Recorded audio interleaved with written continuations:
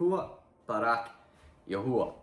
Shabbat Shalom, Shabbat Shalom, Shabbat Shalom to all 12 tribes of Yasharal, wherever your feet are touching the soil on this most Kadush Yom, on this seventh Yom, this seventh day, that is a set apart day that identifies Yahuwah's covenant keeping people.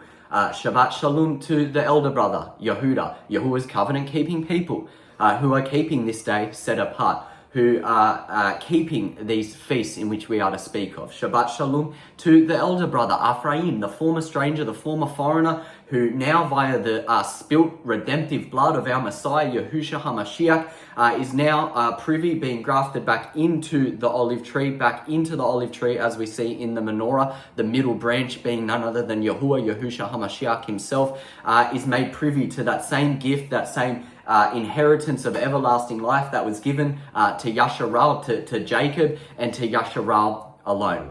So Shabbat Shalom to you. This week is a continuation on from last week's video, a continuation on from the past two videos, rather. The first being, this is the final part of 3 videos, all about Yahuwah's feast. Now, in the first part, Destination Tzyun, part 8, we looked at the feasts and why we are to keep them. We looked at the order of the feast, the chronological order of the 7 months worth of feasts. Now, in the next video, which was last week's video, Destination Tzyun part 9, we looked at the calendar, how we are to keep Yahuwah's calendar, which include the feasts throughout the calendar according to Scripture. Now, this is Destination Tzyun part 10.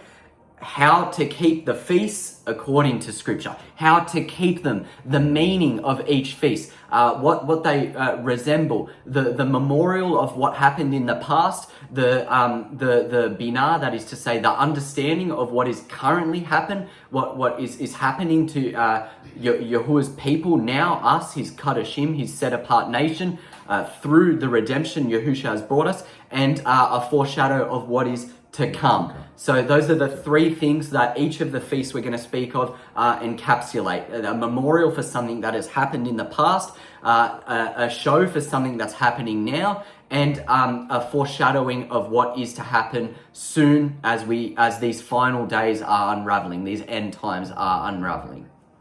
So, Barak YAHUAH. Now, there's quite a few precepts that we have to get through. Now, before we get into those precepts, if you don't know who we are, this is Eat Spiritual Bread, where we eat spiritual bread. I'm Alessandro Ban YAHUAH, and this is my uncle Anzu Ban YAHUAH. Barak YAHUAH.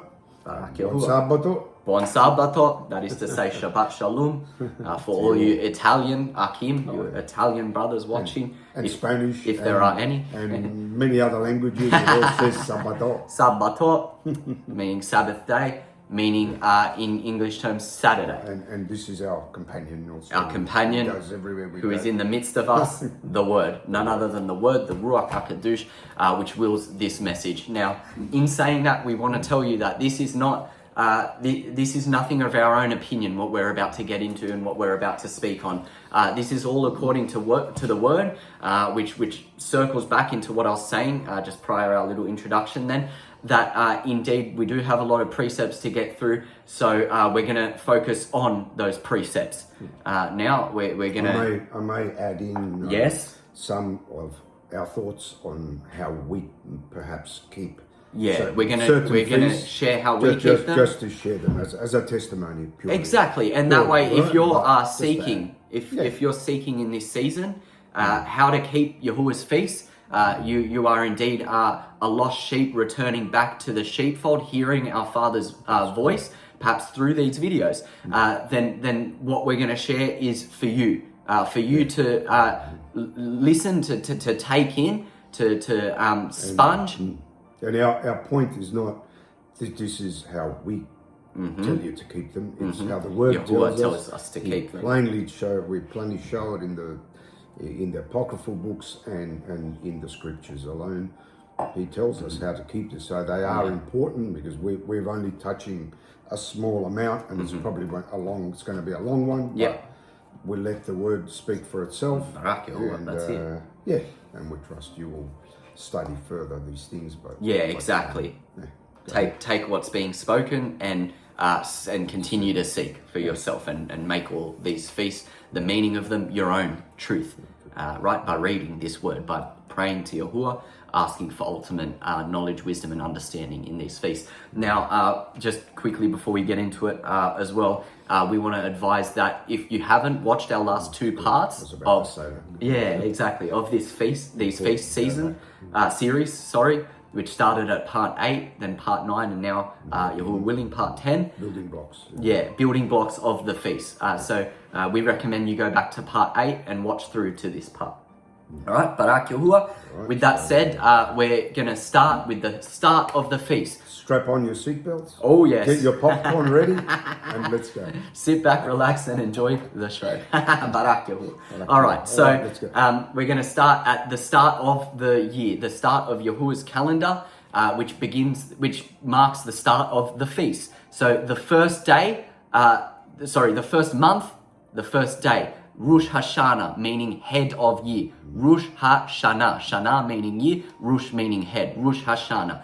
So we know in our last video that at the start of each season there are days of remembrance, otherwise known as high Sabbaths, set apart days. Days that we're about to read all the way back to Noah. Noah kept these days set apart. Now these mark the beginning of each season. Rosh Hashanah, head of the year, marking the start of spring. And then we go to the 4th month, which is the start of winter, which is the start of summer. Spring, summer, and then the 7th month is autumn, and the 10th month is winter. At the head, the first day of each of these months, which is the head of each season, is a Memorial Day, a high Sabbath, a set apart day. So we're going to start with Yubalim, none other than Jubilees, chapter 6, verses 23 through to 28. Read, Elder One, read. All right. And on the first day of the 1st month, and on the first day of the 4th month, and on the first day of the 7th month, and on the first day of the 10th month are the annual days of remembrance. Remembrance. And the days of the seasons in the 4 divisions of the year. These are written and ordained as a testimony forever. A testimony forever. So we keep them forever. And Noah ordained them for himself as feasts. So there we go, as feasts. He ordained them as feasts. Why shouldn't we? For himself? No, it doesn't say for himself. Sorry, it says for the generations forever. Wow. So that they, which is us, have become thereby a memorial unto him. Sorry, the feasts are become a memorial unto Noah. So wouldn't we keep them as well? Though they are not mentioned in Leviticus, but they, as we will see later, the Zadokite priests kept them as part of their annual feast. All right, keep going. And on the first day of the 1st month, he was told to make for himself a tebar, which is an ark. And also on that day, the earth became dry. And he opened the ark and saw the earth. Barak Yahuwah. So now we're hearing an account of what happened on these special memorial days. Take note. First day, the ark. All right, next. On the first day of the 4th month, it says, the mouths of the depths of the abyss beneath were closed. Barak Yahuwah. And right, there you go. And on the first day of the 7th month. So what season is this? So let's go. All right. So first day, 1st month, spring. First day of the 4th month is summer. Now we're up to the first day of the 7th month, autumn. Autumn. There you go. Barak Yahuwah. All the mouths of the abysses of the earth were opened, and the waters began to descend into them. All right, and the first day of the 10th month, winter, there you go. The tops of the mountains were seen, and Noah was glad. And on this account, he ordained them for himself as feasts for a memorial forever. And thus are they ordained for Yasharal. And thus they are ordained for Yasharal. For us, are we not to be in covenant? Barak Yahuwah, yes we are. Yes we are. I think we are. I think and so as well. Why would you make a point? He actually did things on those days. Why? He did. We just so we would hear, listen. Yes. Shema, meaning to guard, meaning to hear and obey. These are important to keep. Barak Yahuwah, yes they are. Barak Yahuwah, yes they are. All right. Now, again, to see where these fit into the yearly calendar Yahuwah has given us in His Word, go back to part 9 and listen up, all about Yahuwah's calendar. That's the head of the year, Rosh Hashanah.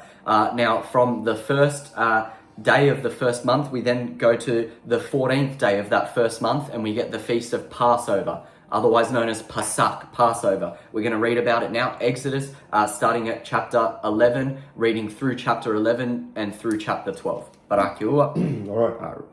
Here we go. And Yahuwah said to Moshe, Yes. Moses, yet will I bring one more plague upon Pharaoh and upon Mitzrayim. Yep.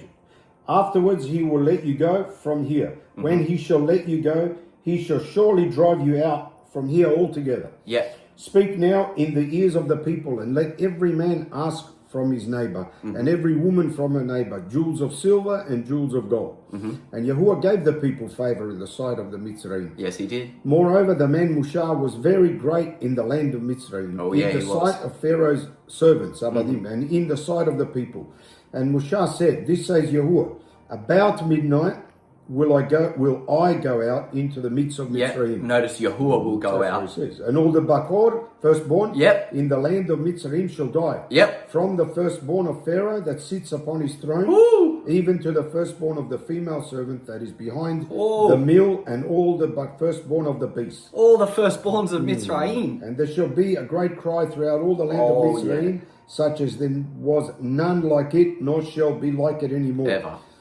Again. But against any of the children of Yasharel shall no dog move his tongue, against man or beast, that you may know that Yahuwah does put a difference between the Mitzrayim and Yasharel. Oh, goosebumps. So you best know that if you're seeking to keep these feasts, and you so do take the action of keeping them, you are being separated from the rest of this world, separated as Yahuwah's covenant-keeping people. To Yasharel and Mitzrayim. Yeah, Barak YAHUAH. And all these your servants shall come down to me and bow down themselves to me, saying, get out, and all the people that follow you. And after that, I will go out. And he went out from Pharaoh in a great anger. And Yahuwah said to Moshe, Pharaoh shall not listen to you, that my wonders may be multiplied in the land of Mitzrayim. And Moshe and Aaron did all these wonders before Pharaoh, and Yahuwah hardened Pharaoh's heart. Oh, he hardened, so that he would not let the children of Yasharel go out of his land. That's chapter 11. Barak YAHUAH. Let's go on to chapter 12. All right, chapter 12. And Yahuwah spoke to Moshe and Aaron in the land of Mitzrayim, saying, this Kodash, which is month, this month, shall be for you the beginning of months. He's got a note, Rosh Kadasham, which is head of the month. It shall be the first month of the year for you. There we go. Speak to all the congregation of Yahshua, saying, in the 10th day of this month they shall take for themselves every man a lamb, according to the bayit, the house of their fathers, a lamb for a house, a bayit. And if the household is too little for the lamb, let him and his neighbor next to his bayit house take it according to the number of their beings, every man according to his needs. You shall make your count for the lamb. Right. Your lamb shall be without blemish. Without blemish. A male of the first year. You shall take it out from the sheep. Or from the goat. The sheep or the goat. So it's not. Is it a Passover goat? Is it a Passover lamb? No Passover lamb, no Passover goat. It's just this goat is simply a resemblance for the blood. Yes. For the blood. Simply yes. Right. And you shall keep it up until the 14th day of the same month. 14th day of the same month. This is the day/evening of Passover. Which we mentioned is always on a Tuesday. Day, which is always a Tuesday. Or a third day. And the whole assembly of the congregation of Yasharel shall kill it in between the evenings. Right? And they shall take of the blood and strike it on the two side posts and on the upper doorpost of their houses. So we see they drain the blood from the lamb and use that blood to strike it on the doorpost. That's a sign. Yes. It's a sign. Yes. In which they shall eat it.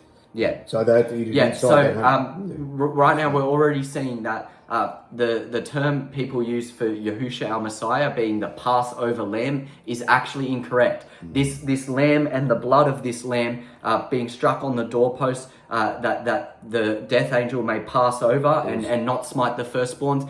It's simply a foreshadowing of the atonement, the blood, the redemptive blood, the passing over that Yahushua does for us. It's a resemblance, but it does not make Yahushua the Passover lamb. We just read that it could have been a goat, exactly. a goat so or a lamb. Do we say Yahushua is a Passover goat? No, we don't. No, we don't. No. So you can't say he's a Passover lamb. No, exactly. So It's just a foreshadowing, a resembling.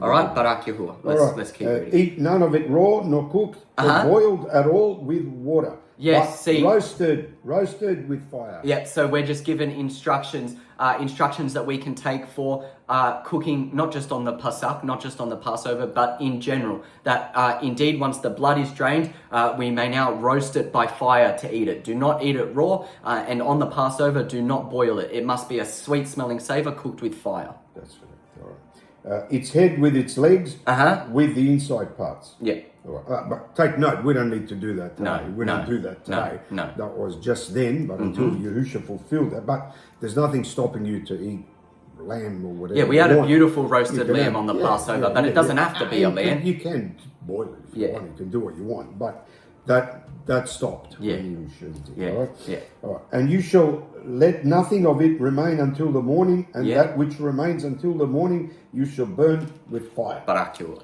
And this is how you shall eat it. With your loins dressed, your shoes on your feet, and your staff in your hand, and you shall eat it in a great hurry. Eat it in a great hurry. It is Yahuwah's Pasach. It is Yahuwah's Passover. Right. Yes, For it is. I will pass through the land of Mitzrayim. Yahuwah will. This is Yahuwah speaking, of course. Yep. And will smite all the Bakor, firstborn in the land of Mitzrayim. Both man and beast, and against all the mighty ones of Mitzrayim, I will execute judgment. I am Yahuwah. Oh, yes, he is. And the blood shall be to you for a sign. They A just told sign. you. So The blood is a sign. Not a sin offering or No. no other offering. It's just a sign. A sign. A sign. It wasn't even an offering. It was just a sign. Yeah. Upon the houses where you are. And when I see the blood, I will pass over. Wow. Barak Yahuwah. That's why it's called. Pass over.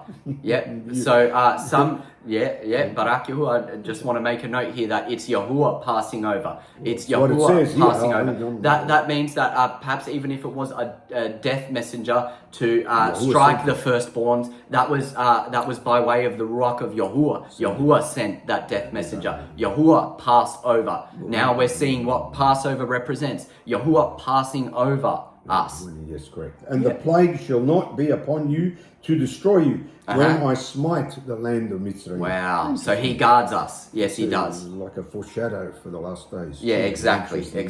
Yes, we need Yahushua's blood spiritually now to cover us. Yeah, because covers when he us. returns, Yeah. guess where he's going to pass over. Yeah, the pass ones us that over. are covered by his blood. Yeah, to Mount Well, Tzyun, and this destination day, Tzyun. that's correct. And this day shall be to you for a memorial, and you shall shamar, which is to keep guard it as a moed, a feast to Yahuwah throughout your generations. Guard it throughout your generations, a memorial. And you shall shamar, which is guard it as a feast by a judgment forever. A feast statute, forever, by by a statute forever. Oh, here we go. It tells you now. 7 days shall you eat unleavened bread. Matzah. So now we matzah. get into the feast of unleavened bread. The how. Even the first day you shall put away matzah unleavened out of put your away unleavened bread. house. Yeah. For whoever eats bread lakam with leaven. Take a note. Whoever eats bread with leaven. With leaven. Bread Doesn't that say- has been leavened. It doesn't say whoever eats hamatz, leaven. No. Right? So an important note. We'll talk about that later. Yes. From the first day until the seventh day, that being shall be cut off from Yasharah. Right. Yeah. And in the first day there shall be a set apart gathering. That's the That's the first fourth day of unleavened bread.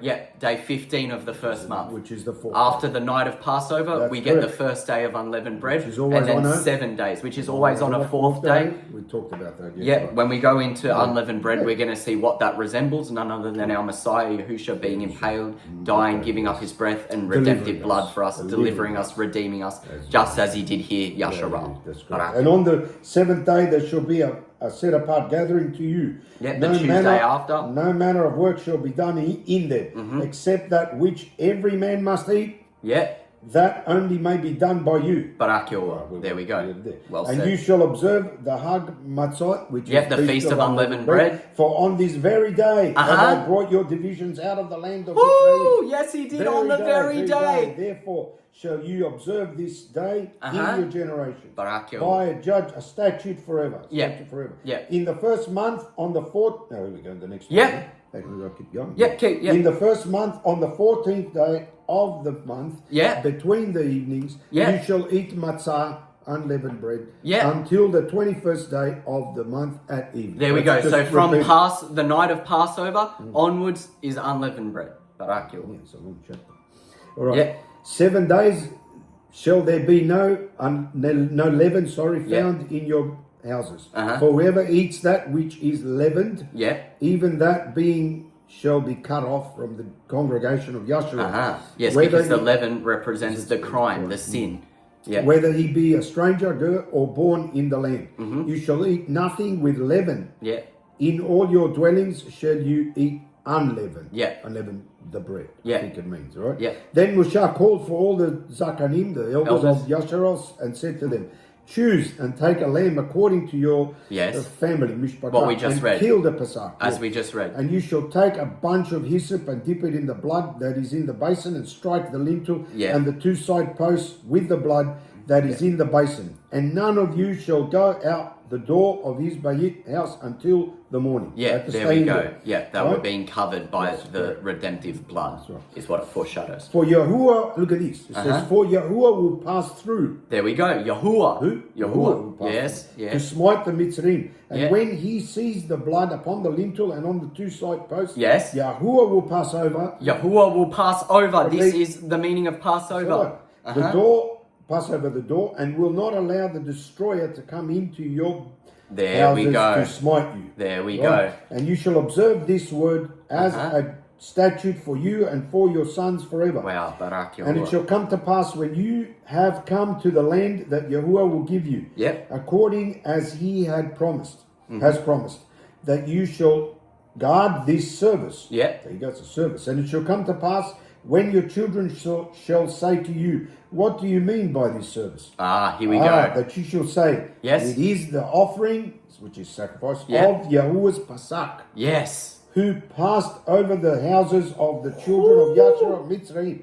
Yes. No mention of land. Barak YAHUAH. No, Mention of YAHUAH passed over the Right. children of Yasharal. It says it many times. Barak Look, and he goes Yahuwah. here. When he smote the Mitzrayim. Yes. And delivered our houses. He delivered our houses. So, yeah. YAHUAH. So, Yahuwah. Yes. And the people bowed their heads and worshipped. Oh. And the children of Yahshua went away and did as Yahuwah had commanded Moshe and Yeah. Aaron. So they did. Yep. And it came to pass that at midnight. All right, here we go. At midnight, Yeah. Tuesday being a third day night. Midnight.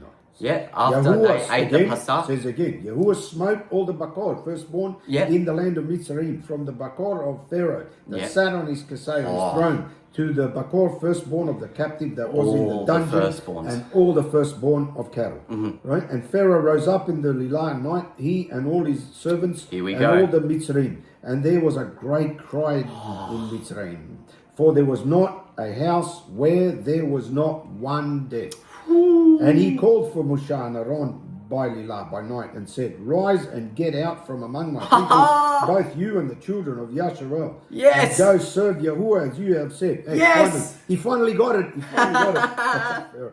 Also take your flocks and your herds Barak as you have Yahuwah. said, and be gone, and barakah me also. Barak YAHUAH. Deliverance. Deliverance. Is it possible that he repented? Yeah. And the Mitzrayim greatly urged the people Yeah. that they might send them out of the land in a great hurry. A great hurry. This is also what the leaven we're going to read represents. And why you said to eat the Yeah. Pesach in a hurry. To Yeah, eat it remember in a hurry. Hurry, because that's what they had to do. Get everything Yeah, to do hurry in a and hurry. leave. For they said, we will all be dead men. Yeah. They thought, right? Yeah. And the people They took their feared dough. Yahuwah. Took their dough before it was leavened. They took the dough So it had the before leaven it in was it. leavened. So it had Yes, leaven in it, yes. but it didn't have rise. time to rise. Right. They took it in haste. that's This correct. is why we eat no leavened bread for 7 days. That's it. We eat bread with no leaven in it because it represents that in a haste we were delivered from Mitzrayim. We didn't have time to leaven the bread. That's great. Barak YAHUAH. Their kneading bowls being bound up in their clothes upon their shoulders. Yep, no seething pots. No, Yep. no, I was going to say going. that. And the children of Yasharel did according to the word of Moshe, and they asked the Mitzrayim jewels of silver, jewels of gold, and garments. And Yahuwah gave the people favor in the sight of the Mitzrayim. Yeah, he did. And so that they gave to them such things as they required. And they plundered the Mitzrayim. Wow, they plundered the Mitzrayim. Out of nothing. They had nothing. Out of nothing, they took it all. They left with gold and silver. Barak Very YAHUAH. interesting. Yes. And the children of Yasharel journeyed from Ramses to Sukkot. Uh-huh. About 600,000 on foot. They Wow. were men. They were men. Yep. Beside the children. Yep, 600,000 And men. women, obviously. And, Yep. and a mixed multitude as well. Uh-huh. Went up also with them. Yep. Also Interesting. And flocks and herds, even very much cattle. Yep, Barak And YAHUAH. they baked unleavened cakes Yes. of the dough which they brought forth out of Mitzrayim. Yep. For it was not leavened. Hamas. Yeah, it was not hamas, it was not leavened. Because they were driven out of Mitzrayim Uh-huh. and could not delay. Yeah, could not delay. Neither had they prepared for themselves any food. Wow. Now the sojourning of the children of Yasharel who dwelt in Mitzrayim was 430 years. Wow, 430 years were they It enslaved. doesn't mean they were enslaved. No, they weren't enslaved. They just lived for 430 years. Oh, in But there was, Mitzrayim. yes, that's what Oh, it means, all right. Yeah. Yes, but they were enslaved for 100 and something years. I Oh, think it was. okay. Yeah, Just but that- their time that- in that's the time Mitzrayim, that- yes. 430 years. Yes. And it came to pass at the end of the 430 years, Uh-huh. even on the very same day of their entry. What does Yeah. that mean? The very what same day. Yep, fourth day. So is that not It important? was a fourth day. Of course, it's important. Very He was important. making a note. The very 15th day same of the first month. That they, yes. The So day that they came in. out. Yeah.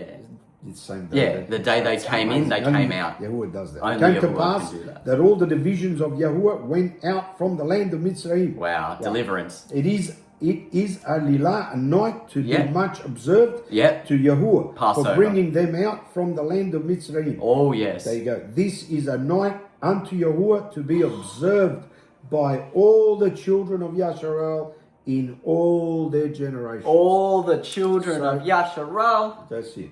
in all their generations. All right. And Yahuwah said to Moshe and Aaron, this is the statute of the Pasach. Yep. There shall no stranger eat of it. But no every stranger. man's servant that is bought for money, when you have performed Brit Milah upon Circumcision. then shall he eat of it. That was done, obviously. Yeah, so now that points to once you've received a spiritual circumcision of the heart, you may eat A of the foreigner Passover. and a hired servant shall not eat of it. Not eat of In it. one house shall it be eaten. You shall not carry forth any of the flesh outside of the bayit. Neither shall you break a bone of it. No, because Yahusha's bones Were not broken. Yeah.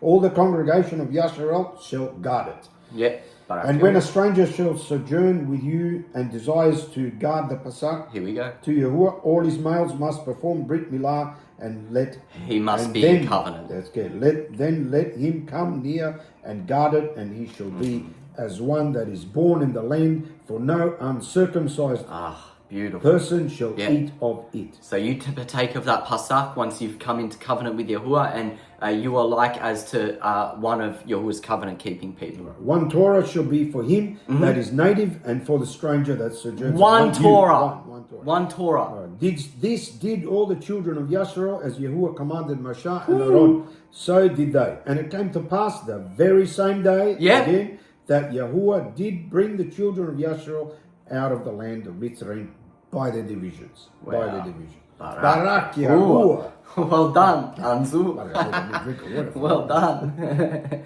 Wow, Barak YAHUAH, wasn't that just so beautiful? How important is that Pasach? How So important. It's the beginning of our journey. Yeah, Absolutely. Yeah, it's the beginning of our journey, now we and go. we just read all the other side of the meaning book. behind it. So yes, now indeed we go to the Brit Hadashah, the what people call the New Covenant, the time of our Messiah Yahushua HaMashiach, to read about this very same night, the 14th day of the first month, Passover in the evening. Chapter 22. Luke, chapter 22, verses 7 through to 20. Let's read. All right. Then approached Hag Matzah, which is Then approached unleavened bread. when the Pasach must be killed. Yeah, when the That's Passover what it must says. be killed. Pasak. Passover. And he sent Kafar, which is He sent Peter and Yochanan, and John. saying, "Go and prepare for us the Pasak that we may eat." Yep. And they said to him, "Where do you want us to prepare?" And he said to them, "See, when you enter into the city, there shall a man meet you, bearing a pitcher of water, mayim. Yep. Follow him into the bayit house where he enters, and you shall say to the owner of the house, Yep. the master says to you, where is the guest room where I may eat the Passover with my talmidim, my disciples? Barak. And he shall show you a large upper room furnished there, make ready." There, make ready And for the Passover. Yes, correct. And they went and found as he had said to them, and they made ready the Pasak. Yep, So would have Yahusha. prepared the lamb. Yep, Yahusha and the disciples keeping the Passover just like we read how it was ordained. On what day do you think they did that? Oh, they of course did it on a third Yom, a third day, otherwise known as a Tuesday. The same day that it was ordained, the same day that it happened back in Exodus that we just read, the same day we keep it now. That's correct. Yeah. And when the hour was come, he sat down, and the 12 shlikim, which The are 12 disciples, with him. yes. With him. And he said to them, Let's read. "With desire I have desired to eat this Pasak with you before I suffer. Yahusha. For I say to you, I will not any more eat of it until it be fulfilled in the Malkut of YAHUAH." So it's not fulfilled It's yet, not fulfilled yet. because we haven't eaten with him yet. No, we haven't. That's correct. the marriage And he supper. took the cup and gave Hodud, which is thanks, Yes, he took and the said, cup. "Take this and divide it among yourselves. For I say to you, I will not drink of the fruit of the vine until the Malkut of YAHUAH shall come." Wow, So that's what we are waiting for. That's the marriage supper. Yeah. When all 12 tribes are grafted back into the vine. Yes, and That's he the took- fruit of the That's vine. correct. And he took matzah, He took unleavened bread, and said the barakah, said the and Barak, broke it, and gave it to them, saying, "This is my body, which is given for you. His flesh was given for Yes. us. This do in remembrance of me." Do it in remembrance. Likewise, also the cup after supper, saying, "This cup is the Brit Hadashah, Yep. The everlasting, the new and everlasting covenant in my dam, in my in blood, his shed blood, in his pure redemptive blood. which is shed for you." Yahuwah. Barak YAHUAH, Barak YAHUAH. So we read that on the same day, on the same evening, rather, that they were eating the Passover meal in a haste. That was the last. about to be delivered from Mitzrayim. So Yahusha had his last meal with his Talmidim as he was about to be impaled on the tree and give up his redemptive blood, give up his flesh for the redemption of us, of his children, that we may be privy to the gift of everlasting life, that we may go from being in sin in the land of Mitzrayim to being free as Yahuwah's covenant keeping people, as Yehudi, men and women. Barak YAHUAH. Barak YAHUAH. Now, should we quickly, as we're coming now to unleavened bread, just do a little breakdown, Amzu, if you want to do it, of how through the scripture we keep this Passover evening? Oh, yes. Oh, yeah, interesting. Yeah. Well, basically, I just gather with our family. It's very important. We have a nice meal prepared, whether you eat, you don't have to. Doesn't have to be lamb. It can be anything Something else. nice, something special. Meat, make it something special. We might have a pasta dish or lasagna, Yep. something. But go out of your way, prepare a beautiful table, ready. None of this. I used to do this. I call it nonsense. Tradition of men is the Seder table with a chair over there for Elijah. As we you see put all the these cups, fake JEW cups, suit. or No. 4 different cups on the. No, you don't need all that. No. Just a nice meal. Yeah. It's nice to have a menorah on there because that represents Yeah. the Passover, right? Yeah. The grafting back in. Just have a nice meal. You At eat sunset. So we at sunset, then we eat this meal, and then we have some unleavened bread. As we just make sure read. before the day before, I've got rid of bread with leaven. Yeah. Anything with leaven in it. Not every year we used to go crazy and look for all leaven agents, and leaven stuff. agents, throwaway toothpaste. Just came to the revelation only a few years ago, or not long ago, the last one. Yeah. That no, it actually says bread with leaven. Yeah, something Because that the is leaven being has to be leavened. acted. Yeah, active. Just leaven on its own doesn't do anything. No, it has but to when be you add it activated. into something, it's raising it. So that's why YAHUAH wants us to get that out. Yeah. It's a symbol of removing what's inside. So we do that. The leaven, the crime, sin that's inside us.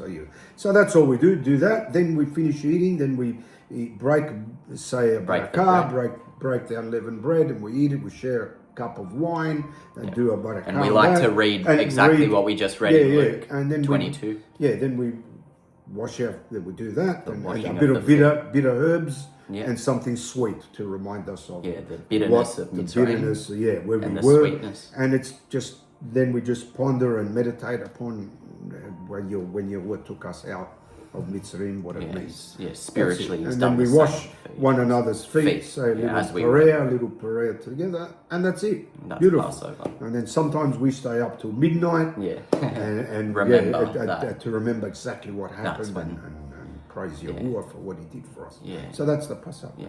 That's Barak it. Simple. And then we go straight into the first day of unleavened then, bread. Unleavened the bread. next day. Each day we just eat you got to eat leavened bread as YAHUAH commanded. Yeah. And that's by Sabbath, the first one, and the end. the Again, fourth bookends. YAHUAH always has bookends. Sabbath in between. Yeah. So now, so that's it. Barak YAHUAH, let's read a little bit more now about unleavened bread specifically. We just read Passover. And in Passover, we read unleavened bread too. We're going to continue on with unleavened bread. Barak YAHUAH, we're going to start with Exodus, Shabua'ut, chapter 13, verses 14 to 22. Now, unleavened bread is the first month, day 15 through to day 21. 15 and 21 being high Sabbath days. Exodus, chapter 13, verse 14 to 22. All right, and it shall be when your son asks you in times to come, saying, what is this? Yep. That you shall say to him, by the strength of his hand, YAHUAH brought us out from the Mitzrayim. Yep, we just from read the it. bayit of bondage. From the house of bondage he took us out. And it came to pass when Pharaoh would hardly let us go, Yep. that YAHUAH killed all the firstborn in the land of Mitzrayim, both the firstborn of man and the firstborn of beast. Yep. Therefore I sacrifice to YAHUAH all that opens the womb. Yep. Actually, that's even called a matrix in some cases. Yeah. Being males, but all the bakor, firstborn of my children, I redeem. And it shall be for a sign again upon your hand, A sign upon your and hand. for frontlets between your Eyes. hello. It's Barak a sign. YAHUAH. It's a sign that you are in covenant with our Father YAHUAH. Yeah, could that be the opposite of the Mark MOB? of the beast. Yeah, Could be, it very well could be. But anyway, for by the strength of his hand, YAHUAH brought us forth out of Mitzrayim. By the strength of his hand, YAHUAH brought us forth out of Mitzrayim. This is what we remember on the first day of unleavened bread. Barak YAHUAH, Exodus now 14, verse 20. 17. Oh, are we still going? All right, Barak YAHUAH, forgive me, I'm getting ahead of myself here. I'm excited. I love the feast. And it came to pass when Pharaoh had let the people go that YAHUAH led them not through the way of the land of the Plishtim, Philistines, although that was near. For YAHUAH said, lest the people regret when they see war and they return to Mitzrayim. Yeah, he didn't want to put them off. Knew. But YAHUAH led the people around through the way of the wilderness of the Yom Suf, which is the Red Sea. Yeah. And the children of Yasharah went up armed out of the land of Mitzrayim. Oh, Barak YAHUAH. And Moshe took the bones of Joseph with him. For he had certainly made the children of Yasharah swear, saying, YAHUAH will surely visit you, and you shall carry up my bones away from here with you. It was prophesied. It was prophesied. And they took their journey from Sukkot and encamped in Etham, in the edge of the wilderness. And YAHUAH went before them by day in a pillar of cloud to lead them in the way, and by Lilah night in a pillar of fire to give them light. Wow. To go with them by day and night. YAHUAH was with them, leading them the whole way, a pillar of cloud and fire. And last verse, he took not away the pillar of the cloud by day, nor the pillar of fire by night, from before the people. Barak YAHUAH. Hallelujah. Oh yes. How truly YAHUAH leads us now in this day and age in the exact same way. He leads us by way of his cloud during the Yom and his fire, his burning fire in the Lila unto everlasting life does he lead us. Exodus chapter 14 verse 20 through to 31. And it came between the camp of the Mitzrayim and the camp of Yasharah. Yep. And it was a cloud and darkness to them. But it gave light by night Yes. to these. Yes. So that the one came not near the other all the night. He guarded them from Mitzrayim. Yes. And Moshe stretched out his hand over the sea. Oh! And Yahuwah caused the sea to go back by a strong east wind all that night.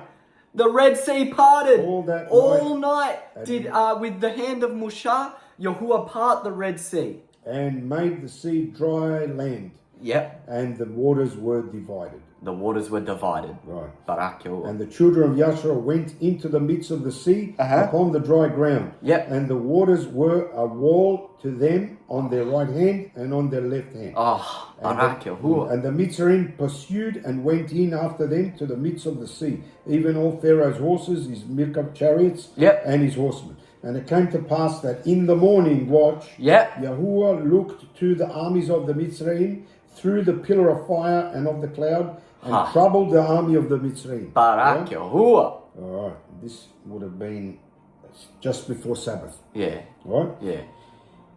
And took of their Merkavah wheels, and they drove them with difficulty, so that the Mitzrayim said, let us flee from the face of Yasharel, for Yahuwah fights for them against the Mitzrayim. Yahuwah fights for us. Yes, he does.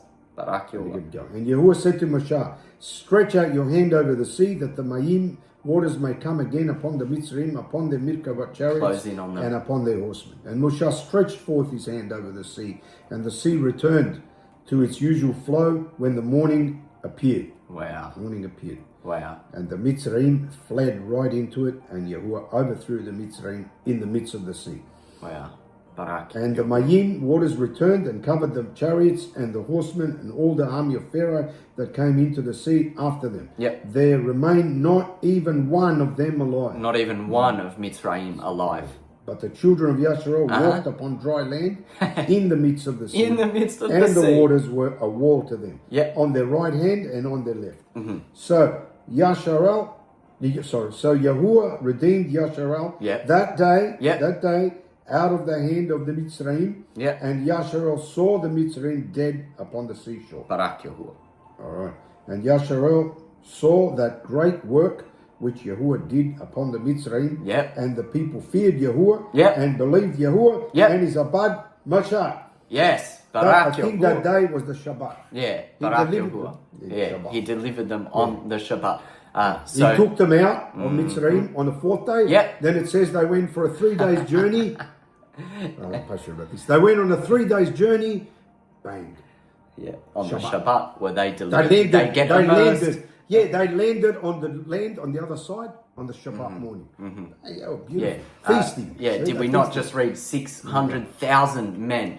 Not counting the women and children, immersed through the parted waters of the Red Sea. They were immersed in the redemption that Yahuwah brought us. Now we're going to go to the time of the redemption brought to us eternally now by Yahushua HaMashiach. The self-same day. YAHUAH, John chapter 20. Verses 1 through to 23. John chapter 19. First, we're going to read John chapter 19. The exact same time frame from when Yasharah was taken out of Mitzrayim. Barak Yahuwah, whenever you're ready. Then Pilate therefore took Yahusha and scourged him. And the soldiers wove a ketar, which is a crown of thorns, and put it on his head. And they put on him a purple robe. Yes. That means royalty. And said, Malak of the Yahudim. Yes, sovereign. And they smote him with their hands. Pilate therefore went forth again and said to them, behold, I bring him forth to you, that you may know that I find no fault in him. Yes. What does that point to? That he was pure. That he was blameless. Spotless. Yes, spotless. He was spotless. He was perfect. Yahushua was perfect with no impurity found in him. Then came Yahushua forth wearing the crown of thorns and the purple robe. Yes. And Pilate said to them, behold the man. When the chief priests Kohanim, therefore, and officers saw him. They cried out, saying, impale him, impale him. Pilate said to them, you take him and impale him, Yes. for I find no fault in him. The second time Pilate said it. I find no fault in Yahusha. He is pure. The Yahudim answered him, we have a Torah, and by our Torah law he has to die, because he made himself the son of Allah. Right? When Pilate therefore heard that saying, he was even more afraid, and went again into the Mishpah hall, which is the judgment hall, and said to Yahusha, where are you from? Yes. But Yahusha gave him no answer. Yahusha gave him no answer. Pilate to him, you speak not to me. Don't you know that I have power to impale you and have power to release you?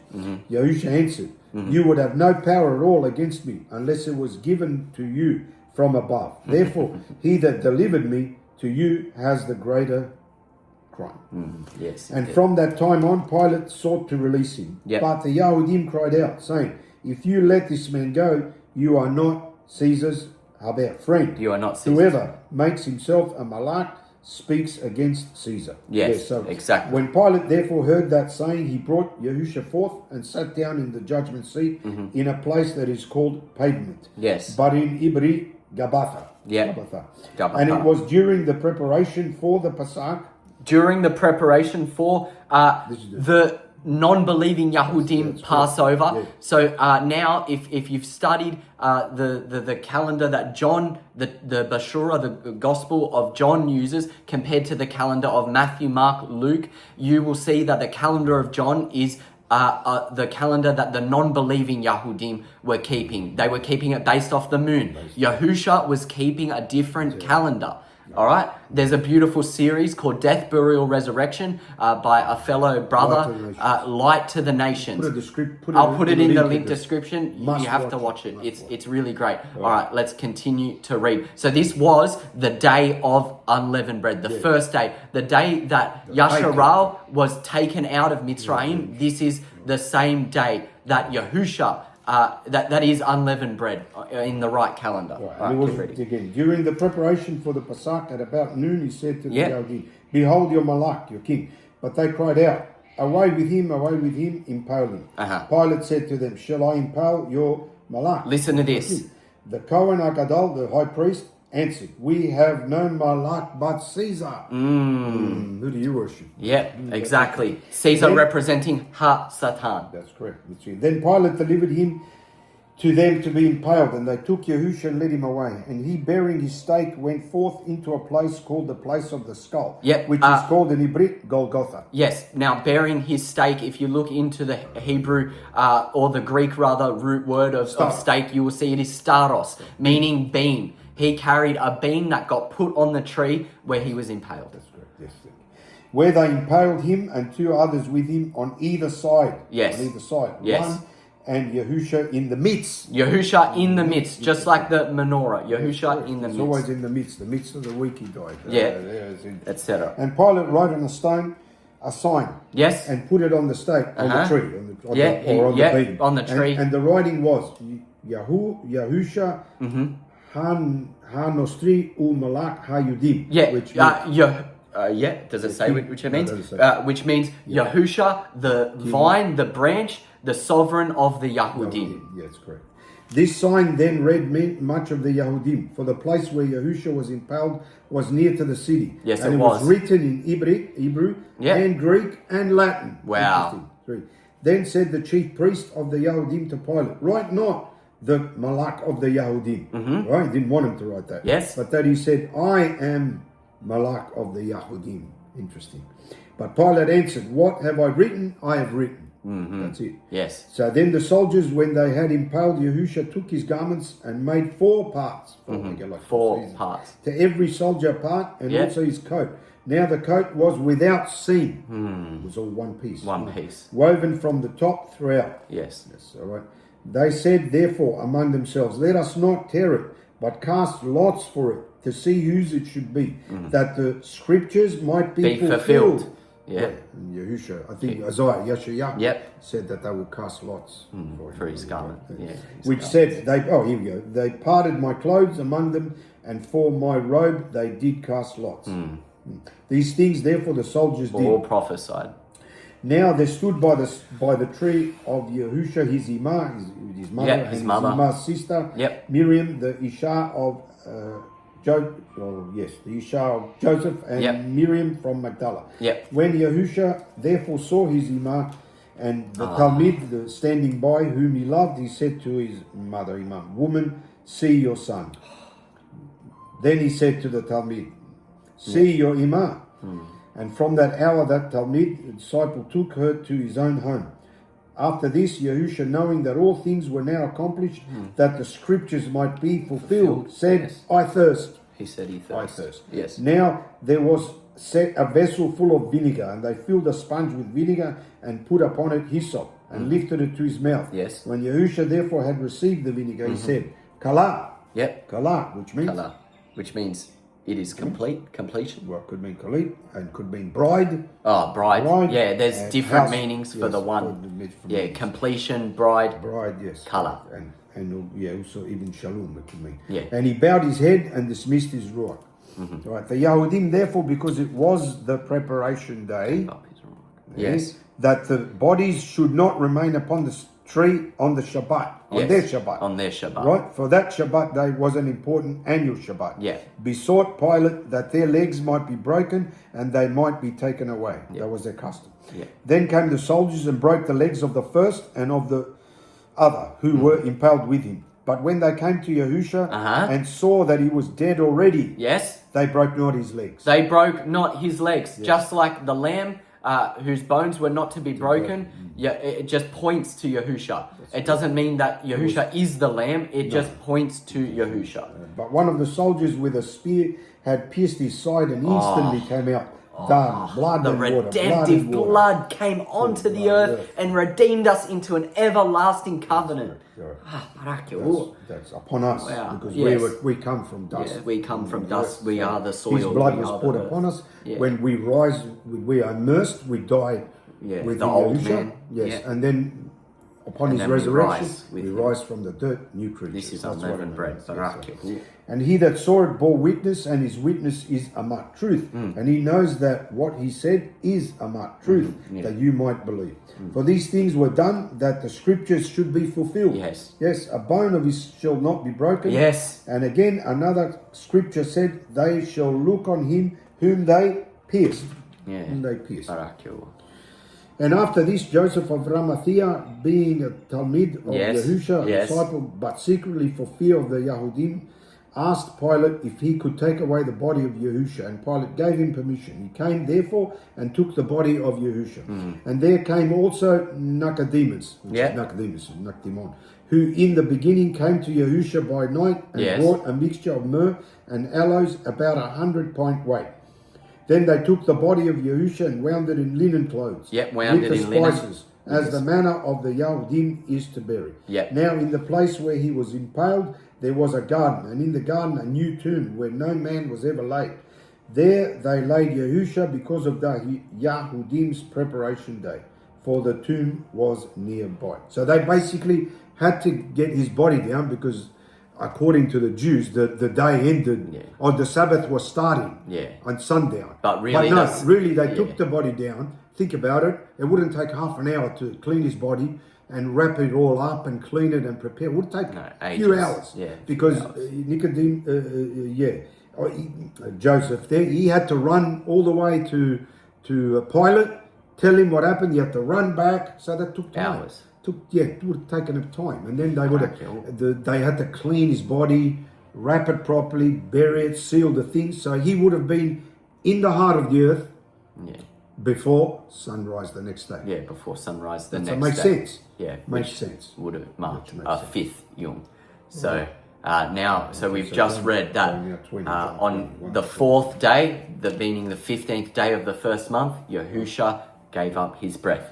His pierced flesh brought out redemptive blood upon the earth, ratifying a new and an everlasting covenant that we now, through that blood that atones for all our past crime, we may now be grafted back into Hanatzah, sovereign of the Yahudim. We may be grafted back into him, therefore back into covenant with Yahuwah. Right. Barak Yahuwah. Next chapter, All right. we'll just keep going. Let's keep going. Unleavened bread. Now, we just went over the full account of fourth Yom, the first day of unleavened bread. Let's keep going. Chapter 20, verses 1 through to 23, I believe. 1 And through then, to 23. and then on one of the weekly Shabbats, Yes? early in the morning, as darkness became light. Yep, so the following weekly Shabbat after Next that. morning, Yep, which is the 18th day. Yeah.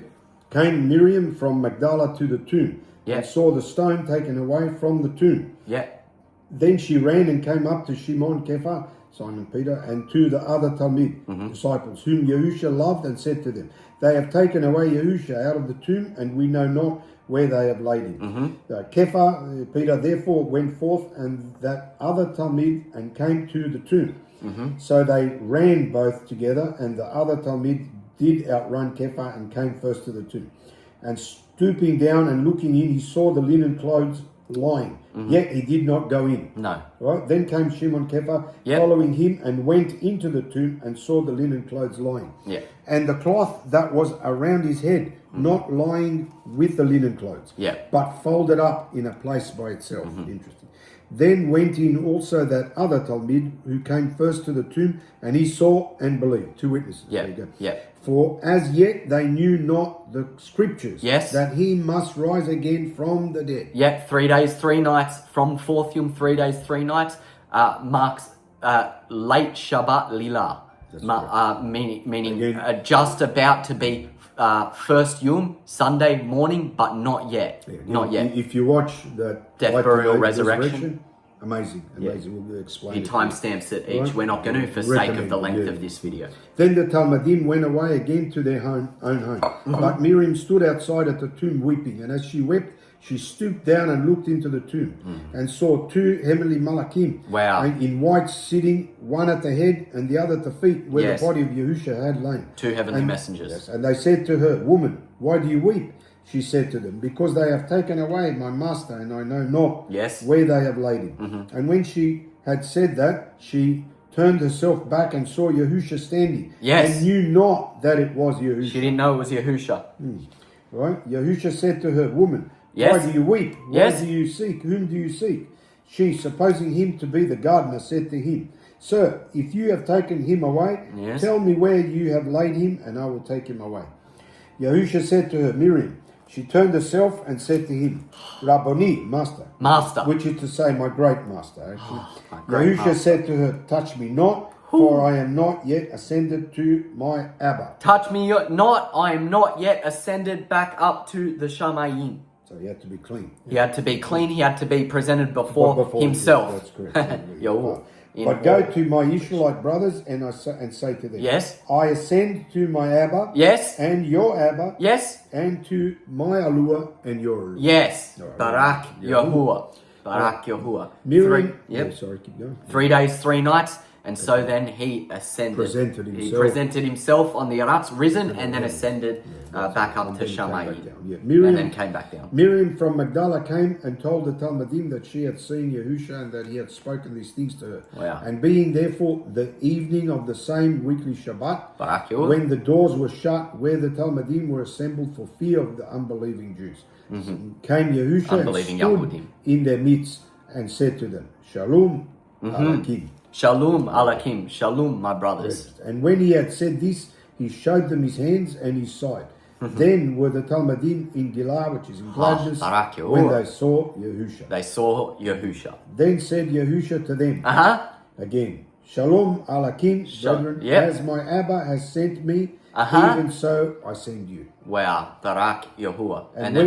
And when he had said this, he breathed on them and said to them, Receive the Ruach HaKadosh. Receive the Ruach HaKadosh. Yes. Woo! If you forgive the crimes of any, they are forgiven. They are forgiven. If you withhold forgiveness of a man's crimes, they are kept. Yes, indeed. It doesn't mean that they Barak have Yahuwah. authority. No. Authority. It to means forgive. they That's use the command. authority of Yahushua HaMashiach. All right. Wonderful, Barak wonderful, Yahuwah, wonderful, Barak wonderful. Yahuwah. Okay. Yahusha being impaled on the fourth Yom, rising late Lila of the 18th Yom, that's unleavened. which is the weekly Shabbat. And so the first Yom following, he presented himself to his Talmudim. Okay. Risen, That's good. risen, breathing the breath of the Ruach. So we are impaled with him on that same fourth yom. So we rise with him on the Lila of the Shabbat, the 18th yom. So we have and receive the Ruach HaKadosh through rising with him to be forgiven for our crime and to bring others to have understanding of the same redemption of Yahushua HaMashiach. Now we move into the Feast of First Fruits. The first fruits of barley, Bakurim. Also called wave sheaf. Yes, indeed. Also called wave sheaf, the first fruits of barley. Barak YAHUAH. So now this is the first month, of the 26th day. The 26th day. After unleavened bread. Yeah, unleavened bread finishes on a Tuesday. Yeah, Tuesday. Third Yom. And then the day following the Shabbat. Yeah. So there is much confusion about that. People are placing it on the day and calling it first, saying Yahusha is the firstborn. So when he rose, is wave sheaf a firstborn?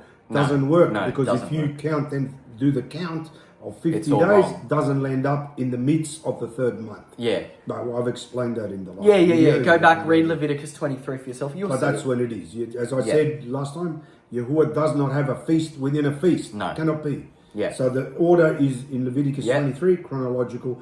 After unleavened bread, then comes unleavened bread finishes on the 21st, and then the following, the first Yom following which is the 26th of the first month, comes Bakurim, first fruit of barley, Barak YAHUAH. Our precept is Uyakra, Leviticus Uyakra, meaning and Yahuwah called. Chapter 23, here we're going to read it now, verses 5 through to 14. Ahead of myself. All right. On the 14th day of the first month, between the evenings, is Yahuwah's Pasak. Yep. And on the 15th day of the same month is Hak Matzu. Feast of unleavened bread.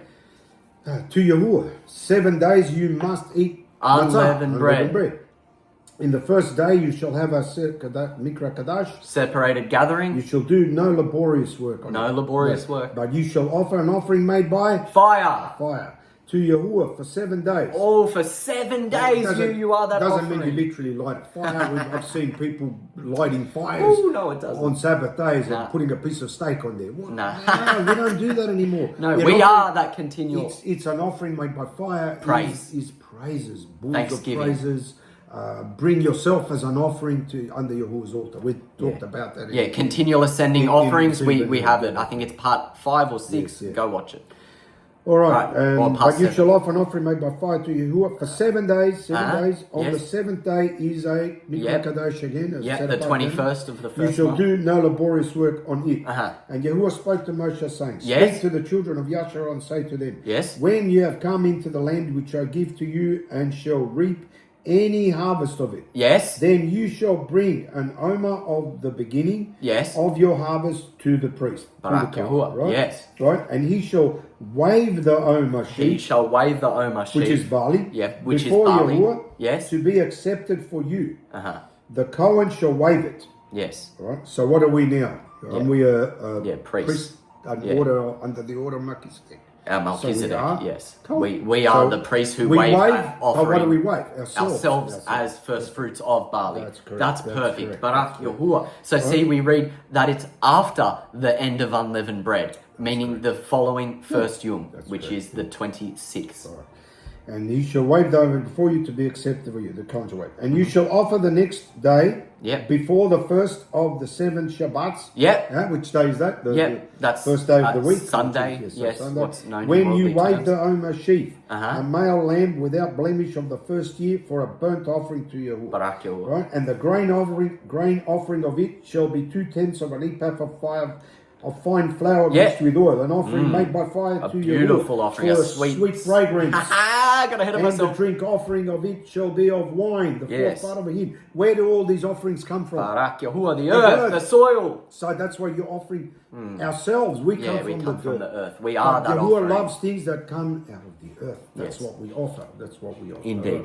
Barak YAHUAH. And you shall up to 14. 14. And you shall eat neither lakam bread, nor parched corn, grain, nor fresh ears, until the same day that you have brought an offering to your YAHUAH. It shall be a statute forever throughout your generations in all your dwellings. So Barak, in those days, that means don't eat until the new harvest. one. This is, we don't live in the harvest. No. We don't do that. That's an agricultural thing. That's right. So That's that represents, barley also represents our journey. It's Yes, all journey. exactly. The feasts are all our journey. Yeah. So when we start out, we start out as what? Barley. We started out as barley because barley is not a fruit. No. It doesn't produce It's fruit. a seed that's just germinated. That's why it's just waved.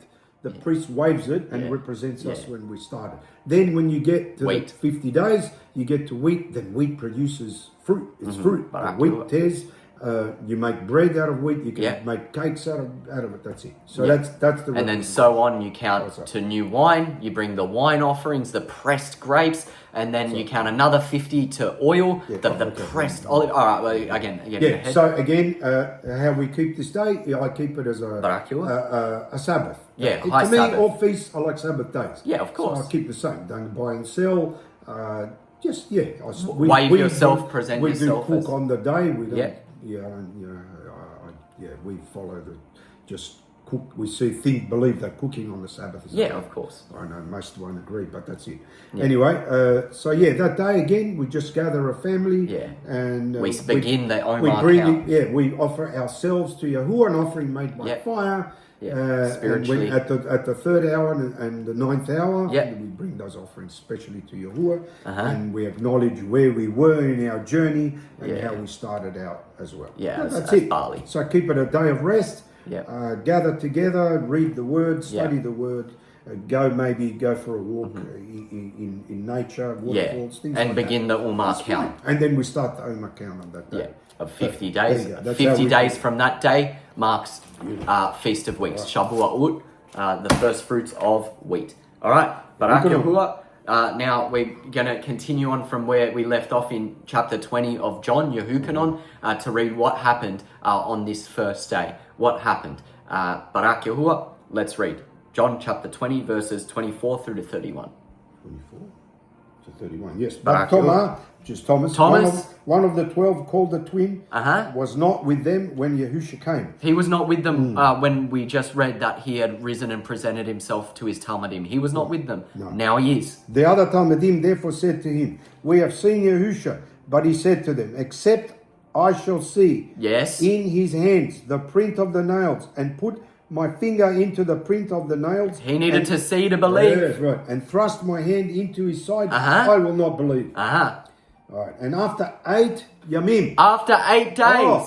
After 8 days of what? After 8 days from when After he was 8 risen. days from when he was risen, from what we Yes. just read. So which what day would brings that be? The 26th of the Sunday, first month. which is the a first Sunday, day. first There Yule. you go. Yes. Again, his Talmudim were inside. Why were they inside? Because they were keeping the Like sheep. first fruits, wave sheaf, first fruits of barley. They were Right. keeping this feast. See, there you go. And Thomas with them. Uh-huh. Then came Yahushua, the Yes. doors being shut, Woo! and stood in the midst and said, In the "Shalom midst. Akim." Shalom, my Which is brothers. this. So he came in a different flesh because he didn't open the door. He went Yeah, through yeah, through yeah, it. through Through yeah, it. So Barak he YAHUAH. came in Wow. he was still flesh. Yeah. Because he put his finger in it. Yeah, but he was But as he was the a flesh of a different- heavenly messenger. different DNA. Yeah, exactly. Yeah. He was YAHUAH himself Exactly. There you go. in the likeness of man, his own flesh and blood. Barak YAHUAH. Then he said to Thomas, Uh-huh. "Reach here your finger and see my hand. Yes. And reach here your hand and Uh-huh. thrust it into my side, and be not faithless." which Be- means yeah. truthful,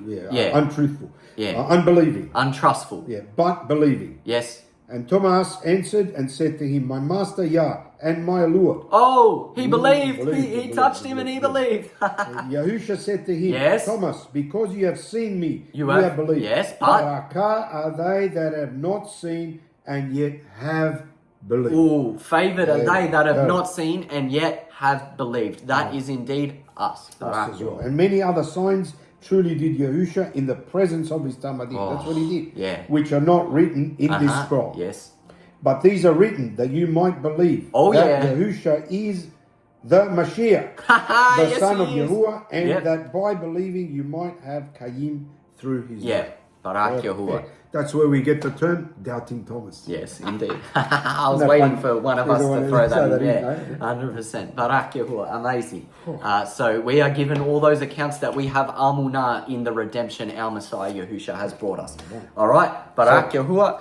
So now Let me just intercede. Yes. That's called the Oma. Then from that day, Yeah, Sunday, perfect. we count 50. Yahuwah commanded Yes. us to count Leviticus 23. 7 Sabbaths shall you count. Yes. Right? And then he 49 said days. 49 days. And then the day after is 50th, which represents Jubilee. Yeah. So 7 sevens were 49, but the 50th year, Jubilee, but is also count one of you still keep counting. Of the next Omar Of you count. keep Count one. counting. Yeah. So what we do is some years we Psalms, just yeah. start at Psalm 1. Every day we read Psalm 1. So you physically Psalm 1, are Psalm saying 2, 1. Psalm 3. Today is day 1. I'm counting. Yeah. Today's day 7. Today day's 14. Yeah, that's etc. correct. Yahuwah wants us to, and notice that we count up. We count up. Who counts down? Yeah, when pagan. it's New Year's. Yeah, they pagans. count down. Yeah. But we Down look to Shabua'ut. up. We look Up to the Yahuwah. Shabua'ut. So there's an To your- importance in the counting, and it's wonderful. And you Yes. know what? When there's a lesson there, because when you start, it's like, wow, 50 days to go. When you get there, it's amazing. Barak Yahuwah. When We've you just get there, done you're it. ready. We've just done it, and we're doing it again. With the Hallelujah. feast of Yeah, new to wine. new wine, which we're going to read about. All right. All right, So- Barak so- Yahuwah. So when we land on that 50th day, the day after the 7th weekly Shabbat, counting up, we land on the Feast of Weeks, which is known as Shabua'ut, meaning weeks, which is also the first fruits of wheat. The first fruits of wheat. All right, we're going to go now to Exodus chapter 19. Exodus chapter 19, Barak Yahuwah Shabua'ut chapter 19. Let's read all about what happens on this feast, which is the third month, 15th day. The midst of the third month, the 15th day of the third month, Shabua'ut, Feast of Weeks, Exodus chapter 9. It doesn't say that in Leviticus 23. It says that Count 50. it makes obvious. You Yeah. just count 50. From the 26th 50. of the But first in Dead Sea month. Scrolls, it's there, and it's Yeah. in other. It's in little pockets. Things that happen in the midst of the month is 15th. Barak The Yahuwah. midst of the week, they're like little clues. Yeah, amazing. All right, move on. Praise Yahuwah. In the third month, Yes. when the children of Yasharah had gone forth out of the land of Mitzrayim. Yep, Exodus All right. chapter 19. Let's The read. same day. Here we go again. What day is that? The Fourth same day, fourth day. They came into the wilderness of Sinai. Yes, Sinai. Mount Sinai, Mount For Sinai. they were departed from Raphadim. Yes. And they were come to the desert of Sinai. Uh-huh. And had camped in the wilderness. And there Yasharah camped before the Yep. mount. Barak Yahuwah, yes And they did. Moshe went up to Aluah. And Yahuwah Yep. called to him Yes. out of the mountain. Out saying, of Mount Sinai. This shall you say to the Bayit Yaqub, the house Yes, of the Jacob. house of Jacob, And Yasharah. tell the children of Yasharah, Uh-huh. you have seen what I did to the Mitzrayim and how I bore you on eagle's wings. Barak Yahuwah, we and just brought- read that. And brought you to myself. Yes, he did. Now therefore, if you will obey my voice, If you indeed, will obey my voice and guard my covenant, and guard my covenant, meaning my commandments and statutes, then you shall be a peculiar treasure to me above all peoples, for all the earth is mine. whoo, Right? And you shall be to me a Malkut of Kohanim. Barak Yahuwah, you shall be a kingdom of priests Priests. in the order of Melchizedek, the And- same order that Yahusha restored us to, That's right. And a Kadosh nation. and a separated nation. These are the words that you shall speak to the children of Yasharah. Uh-huh. And Moshe came and called for the Zakanim, the elders of the people, and Yes. said before them all these words Uh-huh. that Yahuwah commanded him. Barak Yahuwah. And all the people answered together and said, all that Yahuwah has spoken, Yes, he will do. So they accepted. there you go. And Moshe returned the words of the people to Yahuwah. Uh-huh. And Yahuwah said to Moshe, see, I come to you in a thick cloud, Yep. that the people may hear when I speak A with thick you, cloud. and believe you Uh-huh. forever. Yes. Le'olam ba'ad. Yes. And Moshe told the words of the people to Yahuwah. Uh-huh. And Yahuwah said to Moshe, go to the people and set them apart today and tomorrow. Yes. And let them wash their clothes. Yes, they are clean. Set apart. So one of those days was a Sabbath. A Sabbath. Right. Yeah, indeed. And be ready by the third day. Yep. Right? Uh-huh. The day. For on the third day, Yahuwah will come down in the sight of all the people upon Mount Sinai. Barak And you Yahuwah. shall set borders for the people all around, saying, Yep. be careful that you go not up into this mountain or touch the border of it. Whoever touches the mount shall be surely put to death. Yep. There shall not a hand touch it, but he shall surely be stoned or shot through. Yep. Whether it be beast or man, it shall not live. When the shofar sounds long, they shall come near the mountain. All right, now this is the fourth Yom. This is Shabua'ut. Barak Yahuwah, let's read. And Moshe went down from the mount to the people and set apart the people, and they washed their clothes. Yes. And he said to the people, be ready for the third day. Yep. Approach not your wives in intimacy. Yep. Stay clean. Yep. Stay clean. Yep. And it came okay, to- sorry. Now this is the fourth day, what we're about to read. Shabua'ut. Read. The fourth day. Yeah, what we're about to read is now the fourth day. Oh, the yeah, but not 15th the- day of the third month, Shabua'ut, when we keep the feast. The day after the Shabbat.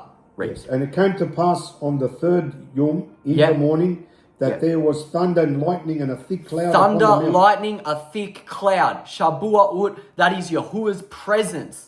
Right. And upon the mountain, the voice of the shofar exceedingly loud, Uh-huh. so that all the people that were in the camp trembled. Yes. And Moshe brought forth the people out of the camp to meet with Yahuwah, Yeah. and they stood at the foot of the mountain. Barak And Yahuwah. Mount Sinai was altogether in smoke, because Oh. Yahuwah descended upon it in fire. In fire, Yeah. Yahuwah descended upon Mount Sinai. Woo!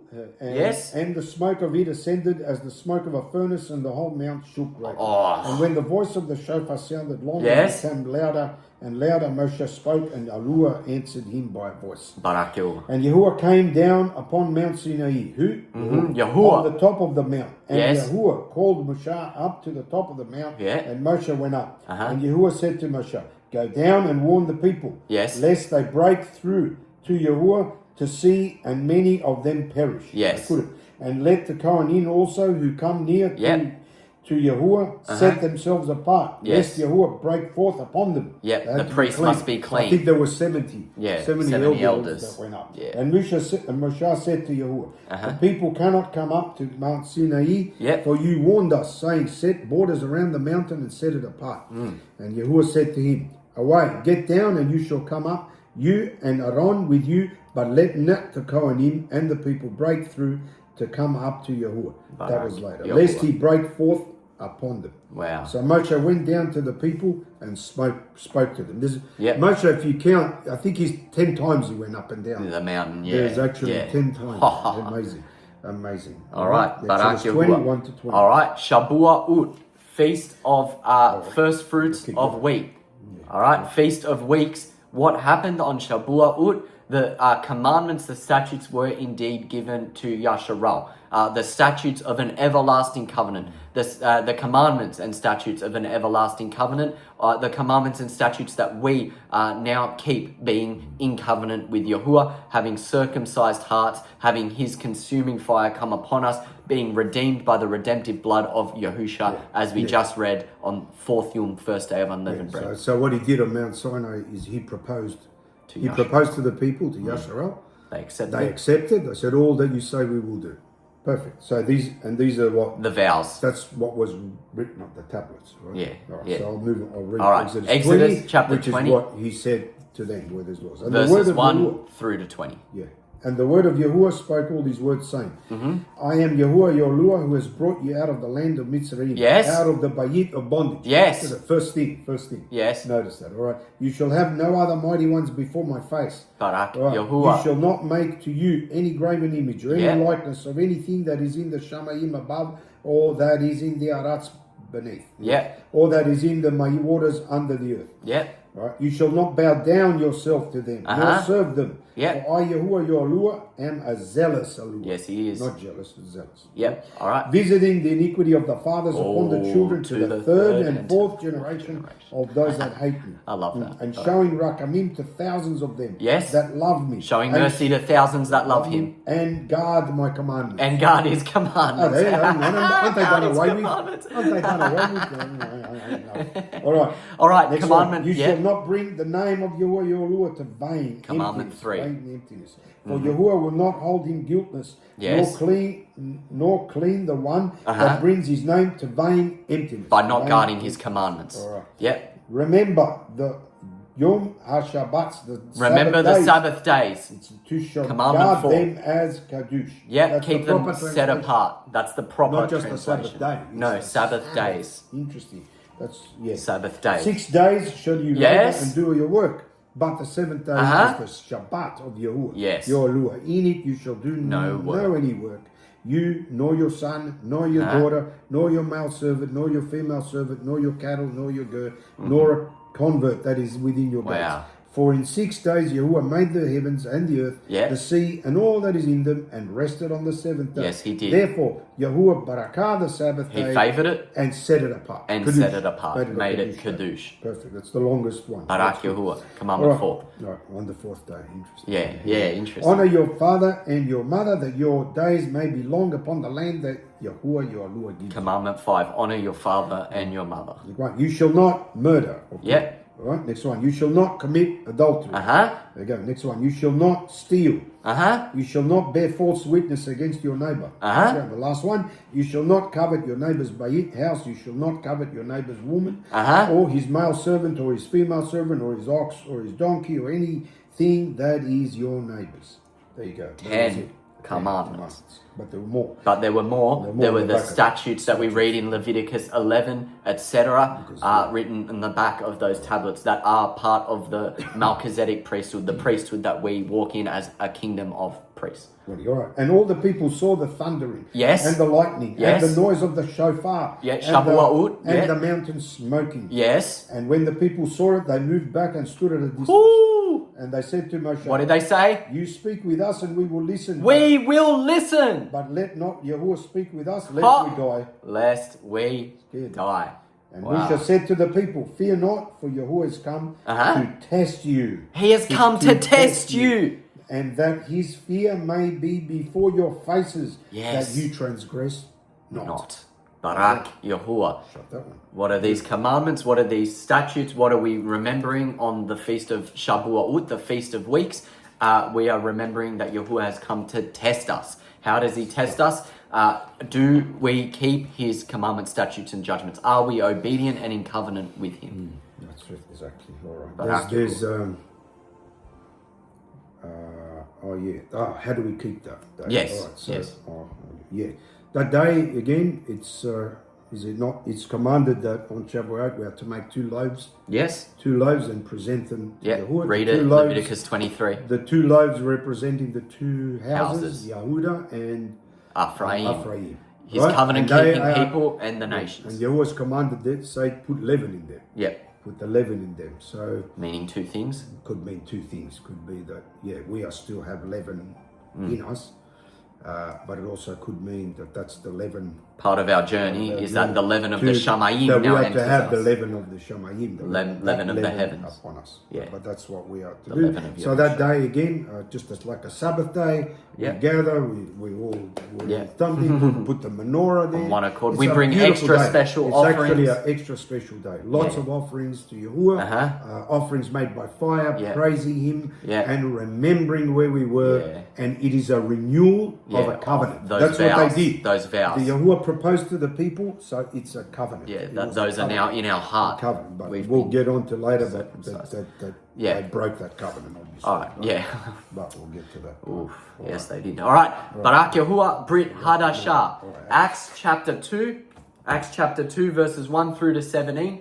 What happened in the times just after Yahushua HaMashiach to his Talmudim, his disciples, on this same day, Shabua'ut, what we just read there in Exodus, now mirroring what's happening here and what we now acknowledge as currently happening when we're keeping this feast. A memorial we just read, now we read the current time application. Acts chapter 2. Why do the ex-Jews say that we don't keep the feast? Look, it's here. Yeah, it's right here. Yeah, Every single feast so is evident. here. So Yahushua kept them, Yes. and Shaul kept them even after. Yeah, his Yahushua. disciples, So Shaul, the apostles, why would you say us. no? Yeah, I know, it's crazy. That's All right, Acts All right. chapter 2, Ma'asayin, And- chapter 2, verses 1 through to 17. And when the Mawad of Shabua'ut was fully counted, by the Omar. Barak Yahuwah. by It the was Omar. counted 50 days by the Omar. Yeah, they were all with one accord in one place. One accord, one place. One place. And suddenly there came a sound from Yes. the Shamayim as of a groaning ruach. A groaning ruach thundering as we just read in Exodus. And it filled all the bayit, the house, Yes. they were sitting. It filled the house. All right. And there appeared to them divided tongues, like as of fire. Tongues of fire. And it sat upon each of them. Yes, it sat upon each of them. And they were all filled with the Ruach HaKadosh. They were all filled with the Ruach HaKadosh. Not the Holy Ghost. No. Throw that one The in the separated bin. breath of our Father Yahuwah. And began to speak with other tongues. With other languages. Yes. As the Ruach HaKadosh gave them the utterance. Yes. Right? It gave them the utterance. It fulfilled them. That's it. In a full measure. So same as Mount Sinai. Can you Yes, see the what same happened? thing Thunder happened. and lightning. So that's coming down. Barak Yahuwah, the vows. And Yes. there were dwelling at Jerusalem Yahudim, devout men out of every nation under Yes. the Shamayim. Yeah. Why were they there? Yep, devout They were men. keeping They were the keeping feast. the feast of They came from Shabua'ut. far to Yes, keep this to feast. present their wheat offerings. Because it was in Jerusalem. Yes, indeed. Now when this was noised abroad, the multitude came together and were confused, because every man heard them speak in his own language. Yes, wow, that's the Ruach HaKadosh. Vietnamese, Portuguese, Japanese, whoever was there. The Spanish, Barak Italians. Yahuwah. they were Yes, all there. Italiano, So I said, yes, yeah, that's what it means. Barak That's what it Yahuwah. means. Many And they were all languages. amazed and marveled, saying Yes. one to another, see, are not all these who speak Galileans? Yes. It means they're just normal fishermen. Yeah, they didn't know about the Ruach But HaKadosh. how then do we hear them speaking in our own native language? Woo! And he goes, Parthians, Medes, Yep. Emilites, Yep. those Yashraelites dwelling in Aram, Arabia, Yes. among whom were Yahudim, Yep. and those from Cappadocia, Yep. those from Pontus, and Pontus, also Asia Minor, Asia Minor. Yep. Phrygia and Pamphylia, and Mitzrayim, and in the parts of Libya, Egypt, near Libya. Cyrene, and Yahudim, Yep. and Gerim from Ramia, Romans. Yep, the Romans, Italiani. Along with the Yiriyahu. Yep, all right. Yep. Cretans, Yep. Greeks, and Arabians. We do hear them speak in our tongues Woo. the wonderful works of Allah. The wonderful works So of they were Yahuwah. prophesying. Yes, they were prophesying indeed. Yep. absolutely. Keep going to 17. Yep. All right. And they were all amazed and stunned and were in doubt. Yeah, and Saying what did one they to- say? saying Yes. one to another, what does this mean? Yes.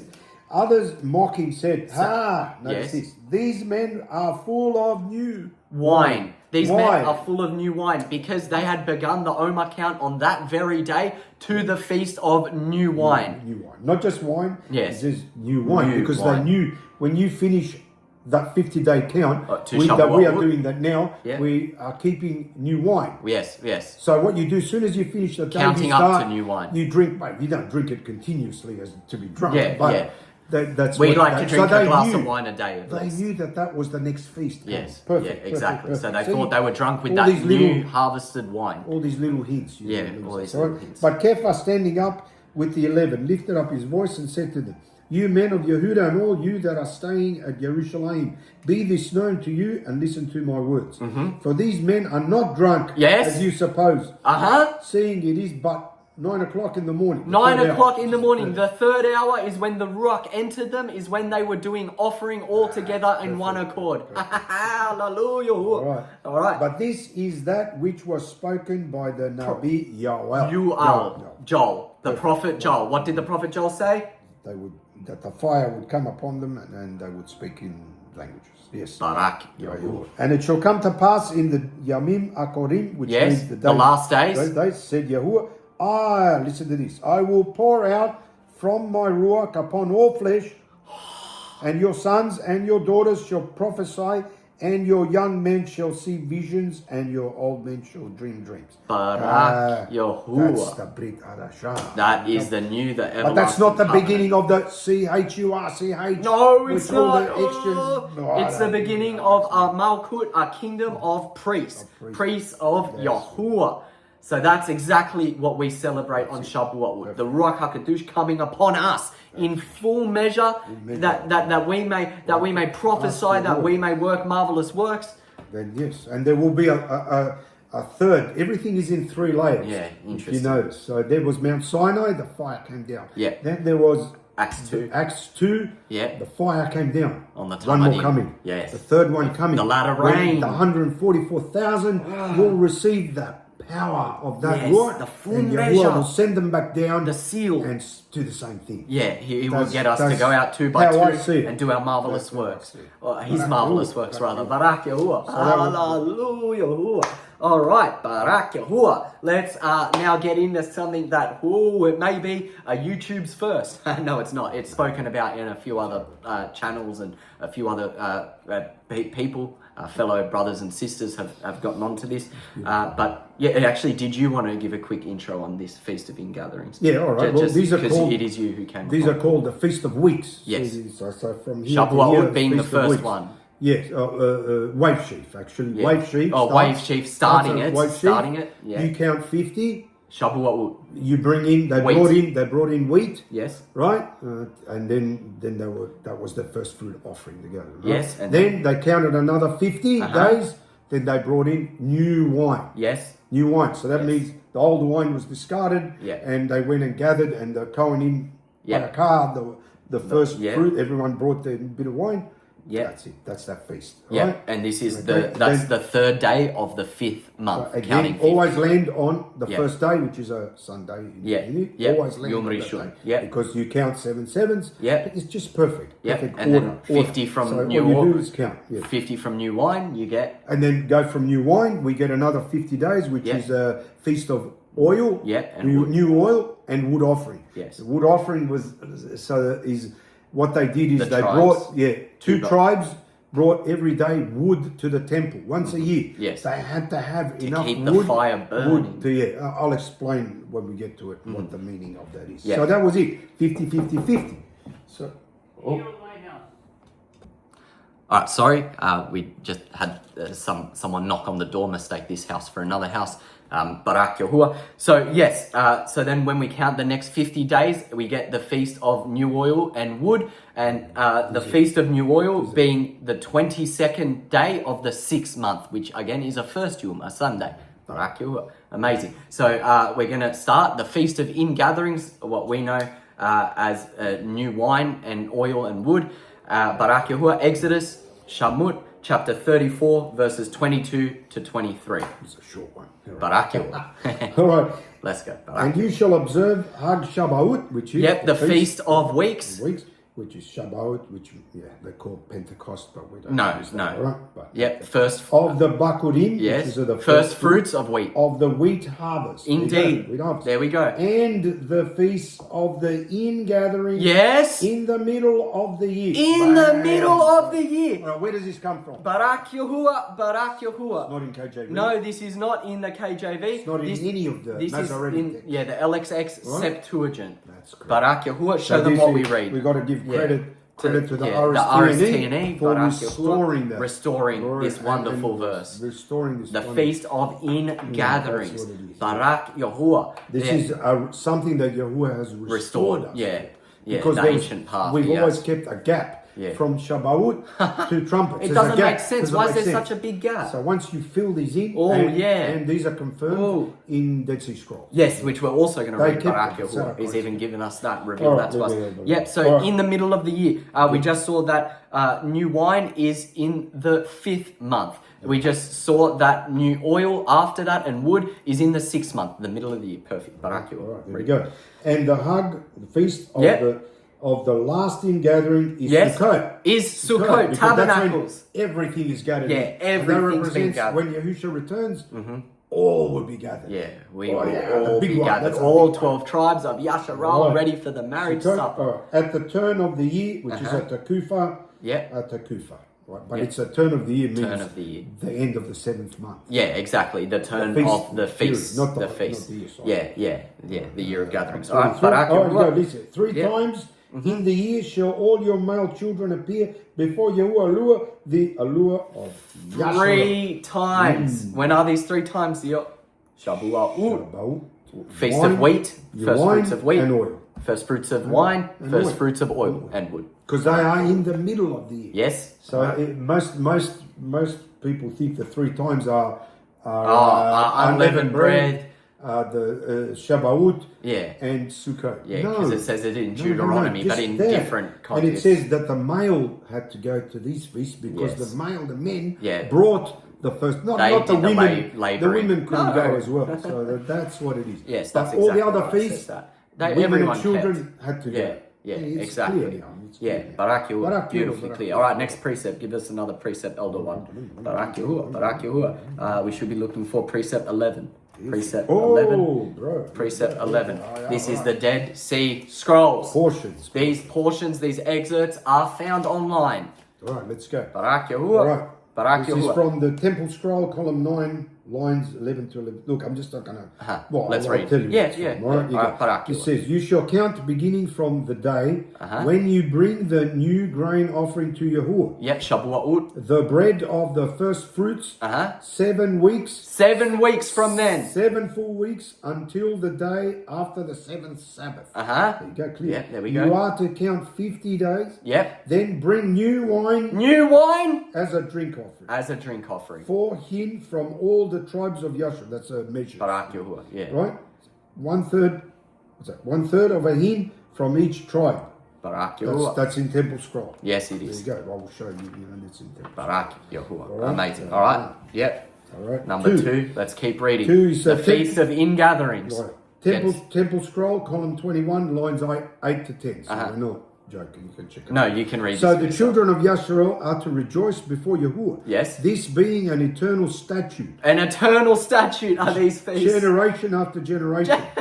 Wherever they may dwell. Wherever they may They dwell. shall rejoice this day, Uh-huh. for they have begun to pour out a fermented drink offering. A fermented That is true. drink Drink offering. offering. We are being fermented Wine. as wine is fermented, spiritually fermented by Yahushua HaMashiach, His word, His commandments, statutes, and judgments. Upon the altar of Yahuwah and annual rite. So it was annual rite. It was an annual, right? Perfect. Barak Yahuwah.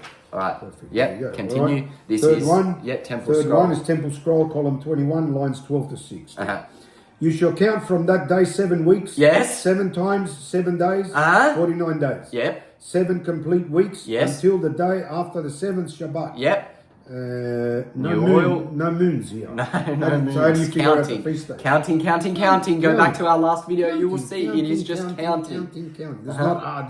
Even a child can do that. Yeah. Right. If you have the intelligence of then you go there. So it tells you 3-year-old. count. Then offer new oil. Yes, offer New new oil. oil. From From new wine, 50 days, then offer new oil. From the places where the tribes of the children of Yasharel dwell. Uh-huh. Half a hin from each tribe. So Barak Yahuwah. newly extracted oil. Newly extra extracted. virgin olive oil. Ooh, extra Can you imagine virgin, how pure, pure that olive undefiled. oil Woo. They are to offer the first fruits of the oil Yes. on the altar of burnt offering. Oh, yes. As first fruits before Yahuwah. First fruits of new There oil. you go. This There is you the Feast of Ingathering, There you people. go. All right. Barak Next Yahuwah. one. Temple All right. Scroll, column 22, line 15, columns 23, line 2. Uh-huh. That's a mouthful. They are to anoint themselves Yes. with new oil Anoint yourself with new oil. and eat Yes. olives. And eat olives. If you don't like olives, I'm sorry, this video is not for you. No, I'm joking. But yes, see, We love we are olives. to eat. We love olives. Italians, we Live love off olives. olive oil and olive Barak oil. Yahuwah. For on that day they shall have I'm atoned. just making a joke. Barak For on that day they Yes. shall have atoned for all the oil of the land before Yahuwah. It's see? atonement. Yeah, it's an atonement. It's an anointing. You want to receive final anointing. Yeah, fine. As an annual rite, Yes. once a year. Once a There you year. go. The Again. children of Yasharel Yes. shall rejoice before Yahuwah, wherever Barak they may live. Yes. Oh, yeah. This is an eternal statute for generation after generation. it's There an you go. eternal statute. How do you deny that? All You right. just can't deny it. If you are not keeping this feast, then you are not indeed keeping the feasts. All All right. right. Barak Yahuwah. Let's read. Temple Scroll, column 23, lines 3, 5, 1 to 3. Yes. The 12 tribes of the children of Yasharel are to contribute wood Yes. to the altar. I mentioned Wood. that. This is the day after. Yeah. Yeah. Sorry. I took Yeah, your go, words. go. Yeah, this is the day after the Feast of New Oil. We then have 6 days worth of the contributions of wood. which is Monday, which is the second Yep. day, To Shabbat. to the Shabbat. Yes, 6. 2's are 12. 12 tribes, those contributing on the first day are to be the tribes of Levi and Yehuda. Yep, On Levi the second and day, Yehuda. Benjamin and the sons of Joseph. On the third day, Reuben and Simeon. On the fourth day, Issachar and Zebulun. On the fifth day, Gad and Asher. And on the sixth day, Dan and Naphtali. Barak, Right, what I do every year, I just get some pieces of wood and I write the names of those tribes. Right? And at the end of the day, or at some point during the day, I just light them. Yeah. I light them and I just say to you, this is be just that a wood symbolic of the wood offering of these two tribes, right? Because we would probably be one of those tribes. Yeah. So, we don't know which tribe. And also now I was going to explain what this means. The wood is important. What was Yahusha nailed to? The wood. Yeah. What is in the temple? The tree. The best cedars of Lebanon. Yes, the best wood. cedars. So the wood is important. It's an important because it's what Yahusha was nailed to, and it was in the temple as well. And it represents why they brought the wood to the temple is so that they had to have enough wood for a whole year for that light. The light had to burn non-stop. That represents the fire that's in us. So we are at that time to ask Yahuwah, fill us with so much wood that will last us a whole year. Yeah. Right? Which is the Ruach. It's like the Ruach. Yeah, the because Ruach it's fire. HaKadosh. Everything is fire as yours. So there That's you go. beautiful. Barak, another little excerpt. Oh, another one. Okay. 4Q327, fragment 1, column 5. Barak, On the 21st day in the 6th month is a Shabbat. Yes. Right? On the 22nd day in the 6th month is the festival of oil. Oh, yes, of new oil. There after we go. After Shabbat is the offering of wood. Barak, There you go. You just explained. yeah, we just explained that. And I explained that in our last thing. So there you go. So there's your whole calendar is correct. If when you do the counting and you land on new oil, it is the 22nd day of the 6th month, because we just read the 21st of the 6th is a Shabbat. After that, new oil. Amazing. Last one. Yep. Fragment 4Q365, fragment 23, lines 9 to 12. That is fragment 4Q. All right, after the festival of new oil, let them bring the wood 2 by 2. Yeah, there we go. In their tribes. Those who bring offerings on the first day, Levi and Yehuda. On the second day, Benjamin and Joseph. On the third day, Reuben and Simeon. On the fourth day, Issachar and Zebulun. On the fifth day, Gad and Asher. And on the sixth day, Dan and Naphtali. There you go. Barak, Yahuwah. And they've got a note. The wood offering is found post-captivity, mentioned twice in the Tanakh, in the book of NahamYah. What a perfect segue. Next precept, Zio. Zio meaning uncle in Italian. Right. Give us the next precept. Barak, Yahuwah. I believe it is 12. Hang on, where are we? 12. All right, the next precept. Barak, Yahuwah. Oh, did we not put NahamYah? Did we not put NahamYah? Oh, all right. Can we quickly find? Can we quickly find NahamYah, chapter 10, verse 37? If we can quickly find it, NahamYah, because it just spoke about it, and we must have forgotten or not put it a bit further along. We must have forgotten or not put it as a precept, but I think it's worth mentioning. NahamYah. Sorry. Alright, let's NahamYah. Yep, it's somewhere along there. Further. Barak Yahuwah, Ezekiel, a bit further. Husha, I think keep going. Oh, hang on, I have it here in my one. Sorry. No, it's alright. We hadn't listed this as a precept. Alright, here. You know what? I'll read it. Barak Yahuwah, I'll read it. Alright, NahamYah, chapter 10, verse 37. And that we should bring the first fruits of our dough and our offerings, and the fruit of all manner of trees, of wine, of oil, to the priests, to the rooms of the house of our Yahuwah, and the offerings of our ground, and to the Luim, the Levites, that those same Levites might have the offerings in all cities of our labor. So what did we read there? We read the first fruit offerings of dough, meaning wheat, of wine, and of oil. None other than the Feast of Ingathering. And you'll notice a lot of places when you read, you'll always see them mentioned as grain or corn. Grain or corn. Wheat, which is wheat. Wine and oil, in that order. Perfect. In that order. Always. There's only one place that they're reversed. but always in order. There says grain or wheat, grain, wine, and oil. Grain, wine, and oil. So there's YAHUAH again has left us a little. Barak YAHUAH. Now, shortly after the Feast of New Oil and Wood, we indeed get to the Feast of Trumpets. The Feast of Trumpets, which precept is, we're going to start at Numbers 29. Yep. Numbers 29, verse 1. The Feast of Trumpets. This is the first day of the 7th month, which is as well the head of autumn. How do you know you're keeping trumpets in its season? Because the equinox will have happened. The autumn that too, but equinox, you don't need the to. spring equinox. You don't need to, because when the wood offering finishes on the Shabbat, following fourth then Yom. the following fourth Yom, right, is the first day of trumpets. Yes. But in that week, in those few days before, you should be the solstice. Yes. Right? The equinox. The equinox should have to be. Meaning, and then the following fourth Yom, you have to check it, day of you trumpets. can check the equinox. It's a witness. And it'll be that. It's how you know you're keeping trumpets in season. Because that is the most critical one. The first, it is the beginning. It is a feast because it's the Feast of Trumpets. Also the head of autumn. Yeah, all right. Barak YAHUAH, the head of autumn, so which you means must that be in season. Yes, exactly. If it's not before, you're on the wrong calendar. Barak YAHUAH, you're on the wrong calendar. Exactly. So, also interesting here is that the first day of the 7th month, being the day of trumpets, being the head of autumn, is also the head of spring, the first day of the new year for the northern part of the equator. Or if you're in the northern part of the equator, trumpets is the first day of the first year in the southern part of the equator. How beautiful is that? Perfect alignment. YAHUAH is a YAHUAH of alignment.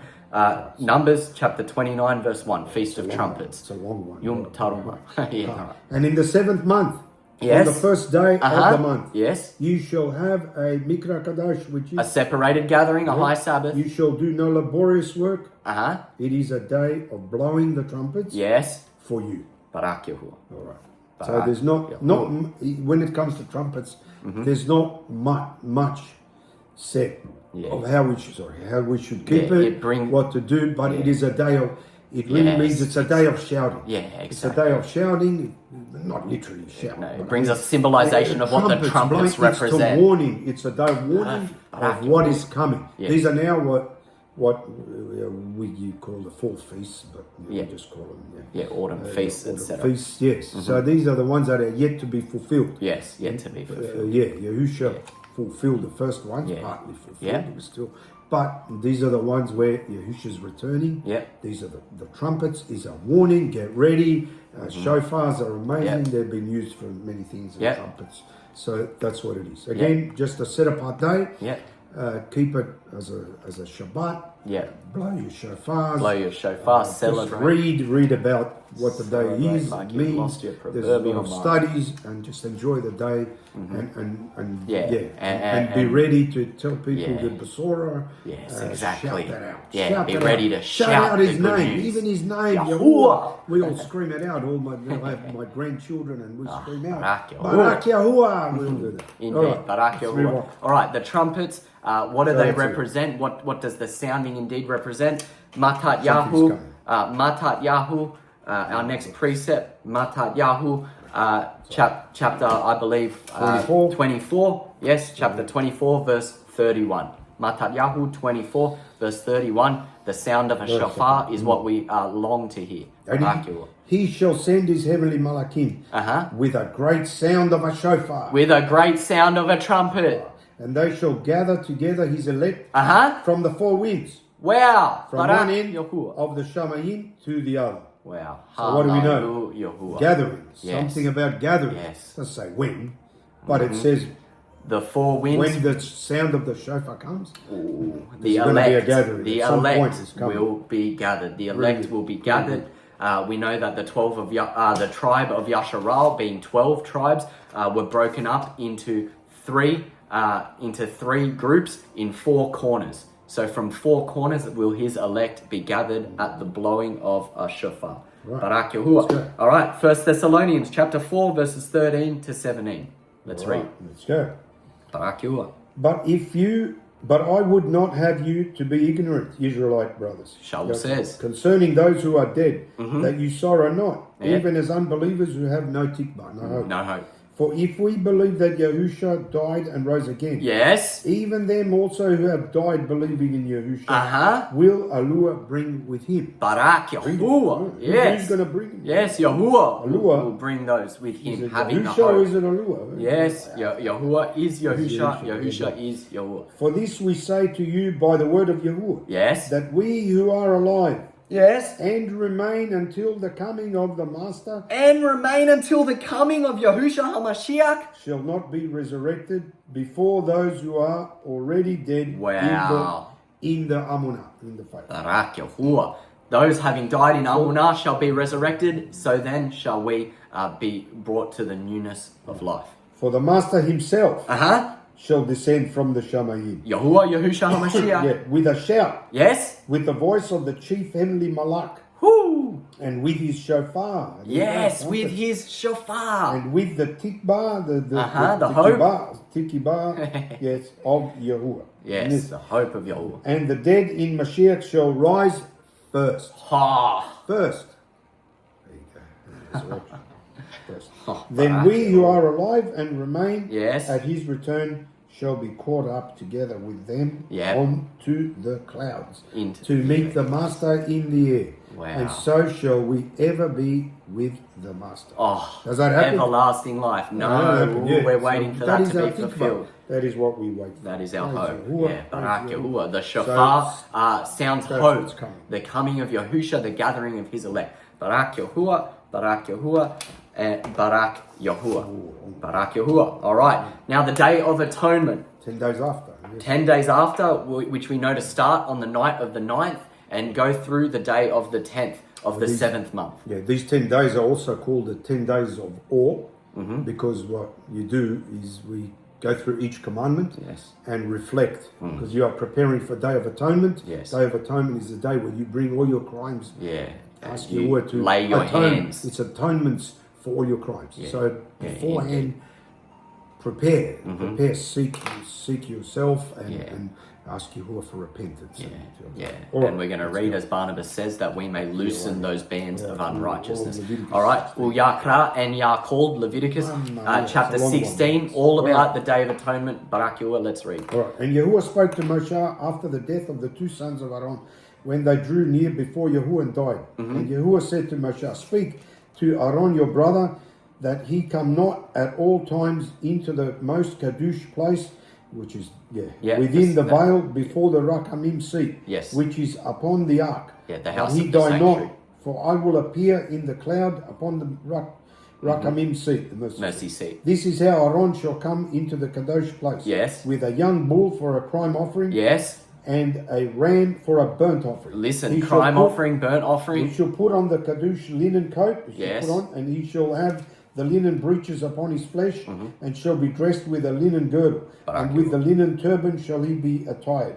These are kadosh garments. Yes. Garments. Therefore shall he wash his flesh in water, Yes. and so put them on. Wash yourself clean and put on the garments of righteousness. We do the same thing spiritually. Yeah. And he shall take from the congregation of the children of Yashar 2 goats for a sin offering. 2 goats. Yep, two One- goats. One ram for a burnt offering. Yes. One ram. And Aaron shall offer his bull of the crime offering, which is for himself, and make keporah, which is atonement, Yep, atonement. for himself and for his household. Yep, so one goat representing atonement. And he shall take the 2 goats Uh-huh. and present them alive before Yahuwah Present the at goats the before door you. of Yep. the tabernacle of the Yep. congregation. Yep. And Aaron shall cast lots upon the 2 goats. Cast lots One upon lot the for 2 Yahuwah, goats. Wow. and the other lot for the scapegoat. Just Right? as For the they scapegoat. cast lots for Yahushua HaMashiach. And Aaron shall bring the goat upon which Yahuwah's lot fell, and offer it for a crime offering. One goat, crime offering. These 2 goats represent the 2 roles of Yahushua HaMashiach. Yes. One goat, a crime offering, Which Yahushua died for us. as a So crime it's offering. His breath was a crime offering when it was yielded. But the goat on which the lot fell Yes. to be the scapegoat shall be presented alive before Yahuwah Yes. to make atonement over it, and to let it go Yes. for a scapegoat into the wilderness. Yes. Right? Barak Yahuwah. So we lay our hands on Yahushua HaMashiach, on the redemption he's brought us, and we confess our crime, and so he makes atonement for That's such correct. crime. So the first goat was what Yahushua Crime came offering. to fulfill. Yes. He was that crime offering. He died, poured out his blood. That goat was killed. But now, who do we confess our crimes to? Yes. Who do we confess it to? Yahushua HaMashiach. So he represented now Our atonement. that he's in the wilderness, yes, but and roaming around, but we bring all our crime offerings once a year to him. We do it every day. But Yeah. once a year is the day when As a feast, as a memorial to That's him. a day, yes. Barak. And Aaron shall bring the bull of this crime offering, which is for himself, and shall make keporah for himself and for his bayit, and shall kill the bull of the crime offering, which is for himself. Barak. So he had to be clean himself before, see. because he represent. It It's represents pretty important us what he as did. well. He represents us. As priests. And he shall take a censer full of burning coals of fire from off the altar before Yahuwah, and his hands full of sweet incense crushed fine, and bring it within the veil. And he shall put the incense upon the fire before Yahuwah, that the cloud of the incense may cover the rakamim seat that is upon the testimony, the ark, that he die not. And he shall take of the blood of the bull and sprinkle it with his finger upon the rakamim seat. Yeah, That is sprinkling of the eastward. blood. And before the rakamim seat shall he sprinkle of the blood with his finger 7 times. Just as Yahushua spilt his blood, making atonement for us. Barak Yahuwah. I think we can wrap it up there for that precept.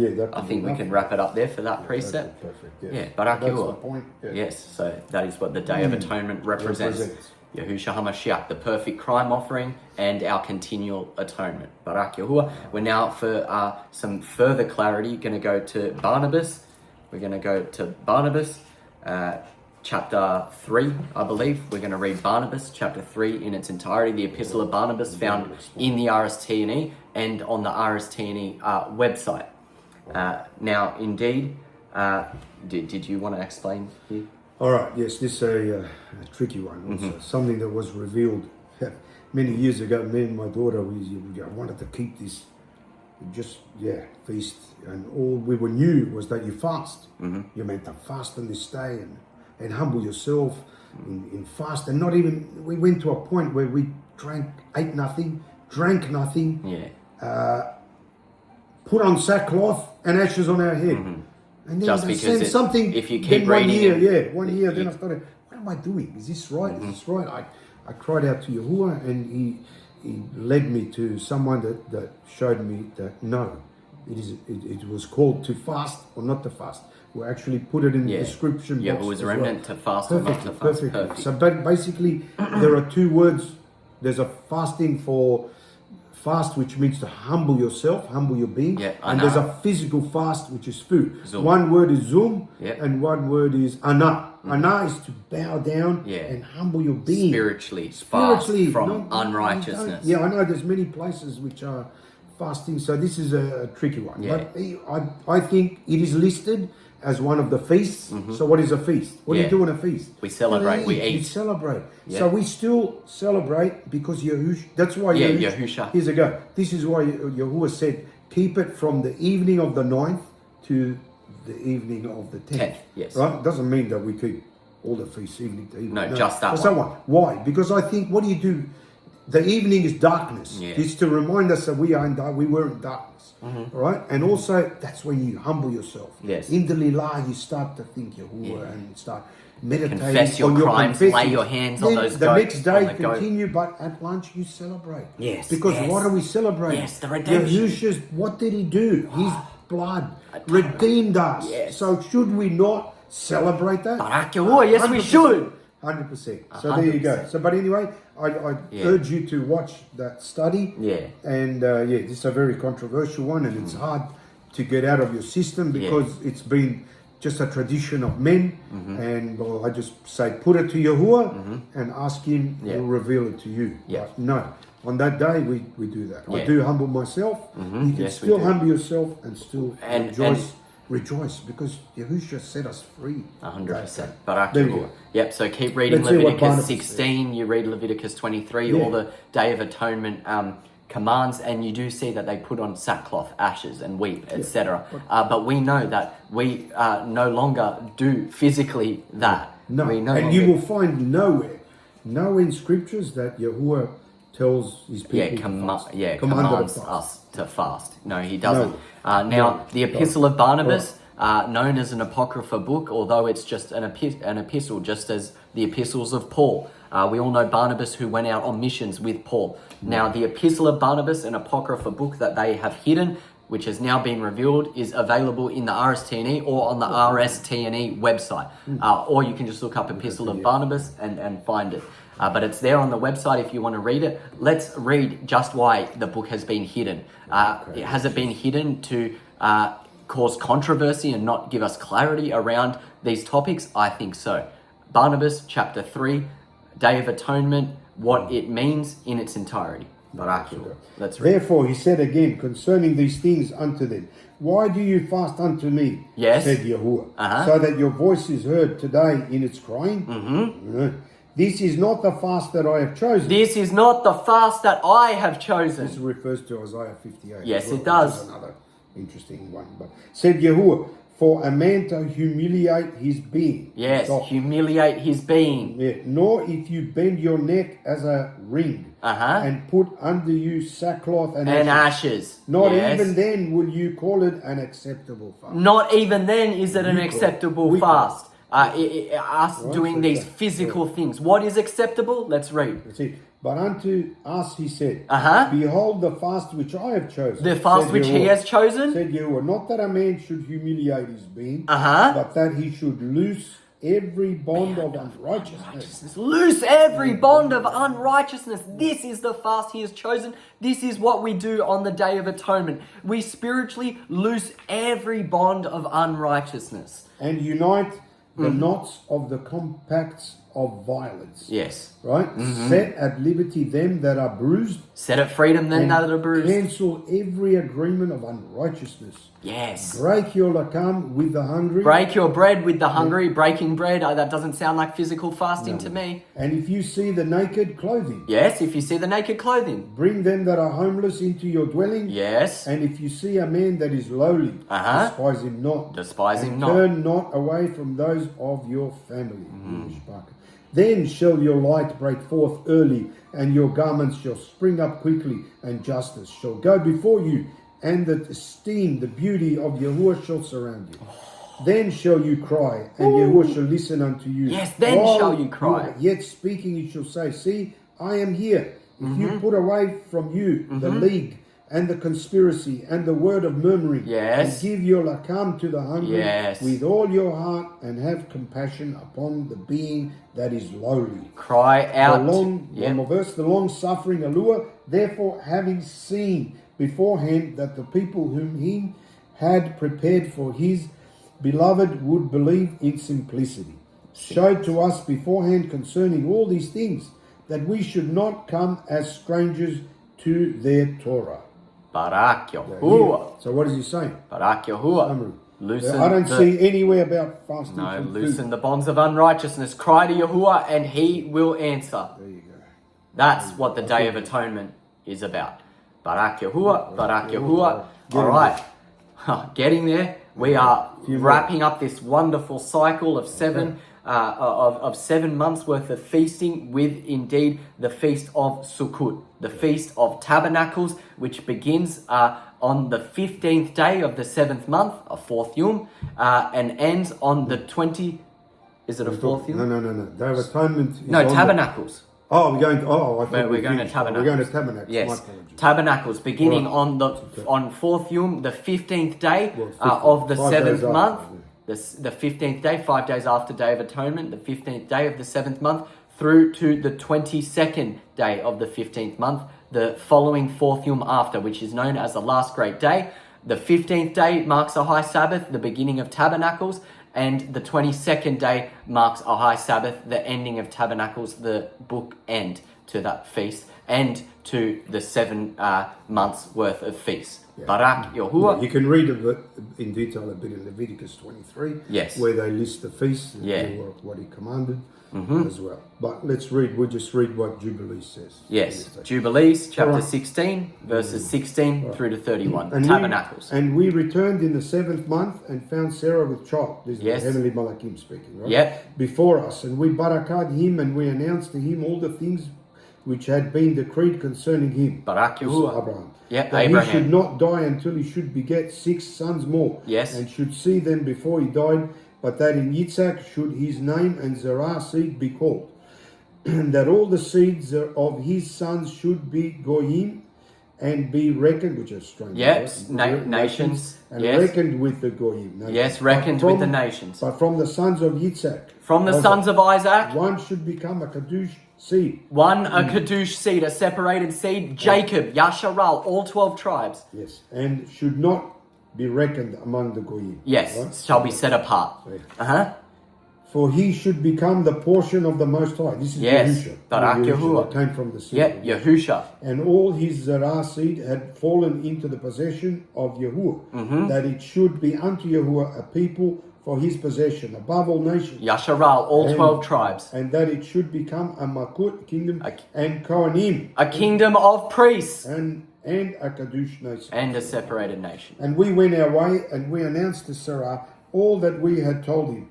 And they both rejoiced with exceeding great simcha. Yes, exceeding and he built great there an gladness. altar to Yahuwah who had delivered him. He built an altar. And who was making him rejoice in the land of his sojourning. Barak And he YAHUAH. celebrated a Moad, a feast of simcha, gladness. Yes. In this month, 7 days. 7 days. Sukkot. Tabernacles. Near the altar which he had built. What did he do? At the well of the earth. Okay. And he built booths for himself. Yes, he built booths, tabernacles. And for his servants on this feast. And he, Abraham, was the first to celebrate the feast of tabernacles on the earth. Barak YAHUAH. There you go. See, that's not in, you won't find that in the other scriptures, but in Jubilees, Yubalim. Abraham was the first to keep the Feast of Tabernacles upon all the earth. It is a feast of gladness, of joy. It's a feast that represents the 12 tribes of Yasharal being gathered again for the final fulfillment, the marriage supper of eternal life with Yahuwah. And during these 7 days, he brought each day to the altar a burnt offering to Yahuwah, just to go every day. 2 oxen, 2 rams, 7 sheep, 1 he-goat for a crime offering, that he might atone thereby for himself and for his Zerah. There you go. And as a thank offering, 7 rams, 7 kids, 7 sheep, 7 he-goats, and their fruit offerings, and their drink offerings. And he burnt all the fat of it on the altar. All the fat, that's spiritual fat. A chosen offering unto Yahuwah for a sweet smelling savor. That's what we must bring, that chosen offering as we tabernacle with Yahuwah, a sweet smelling savor. And morning and evening, he burnt fragrant substances, frankincense, galbanum and stacte and nard and myrrh and spice. Sweet and smelling all savors. These seven. 9 a.m. and 3 p.m. crushed, mixed all together in equal parts and pure. And pure. Morning and evening, 9 a.m., 3 p.m. He brought these sweet smelling savors. And he celebrated this Moad during 7 days, rejoicing with all his heart and with all his nafash. With all his being. And he and all those who were in his bayit house. And there was no stranger with him. No stranger. Nor any that was uncircumcised. Nor any that wasn't in covenant with Yahuwah. Rejoicing. They were rejoicing with all their hearts, celebrating like they'd lost their proverbial mind. And he barakat his creator, who had created him in his generation. Barak YAHUAH. For he had created him according to his true pleasure. For he knew and perceived that from him would arise the plant of tzedakah, righteousness. Oh, the plant of tzedakah, Yahushua HaMashiach. For the eternal generations, and from him a Kadush seed, Zerah, so that it should become like him, who had made all things. Barak YAHUAH. And he barakat and rejoiced, and he called the name of this Moad, the Moad of Yahuwah's simcha, gladness, acceptable to the Most High, Yahuwah. Wow. And we barakat him forever, le'olam v'ed, and all his seed after him, throughout all the generations of the Arats, because he celebrated this Moad in its season. Its season. What season is that? Barak YAHUAH. In autumn. According to the testimony of the heavenly tablets, which are the Shamayim. Yep. For this reason it is ordained on the heavenly tablets Yes. concerning Yasharal that they shall celebrate the Moed of Tabernacle. Yes. Sukkot, 7 days with Simcha. 7 days with joy, with gladness. In the seventh month, yes, acceptable before Yahuwah's statute forever throughout the generations, every year. Every year, forever. And to this there is no limit of days. For it is ordained forever regarding Yasharal that they should celebrate it and dwell in booths and set wreaths upon their heads and take leafy boughs and willows from the brook. Barak. And Abraham took branches of palm trees and the fruit of tub trees, and every day going around the altar with the branches 7 times a day in the morning. He praised and gave thanks to Yahuwah, his Aluah, for all things in Simcha. Barak Yahuwah. Case closed. Case closed. What is the Feast of Tabernacles? We just read it. It's rejoicing. It's bringing offerings. How do we keep this? How do we keep this today? I don't think there are some people that can't. Basically, the idea is to not live. Don't stay in where you live. Even if you outside, some put camps. People go camping and they're gathering as camps. Sometimes we go. I just go 2-3 hours away somewhere. Nice just a cabin. Rent a cabin. That's the point of it, right? And then if you've got a backyard, get some palm trees, some big branches, and make like a little shelter. That's it. You don't have to do exactly what that is. Or we don't. Anyway.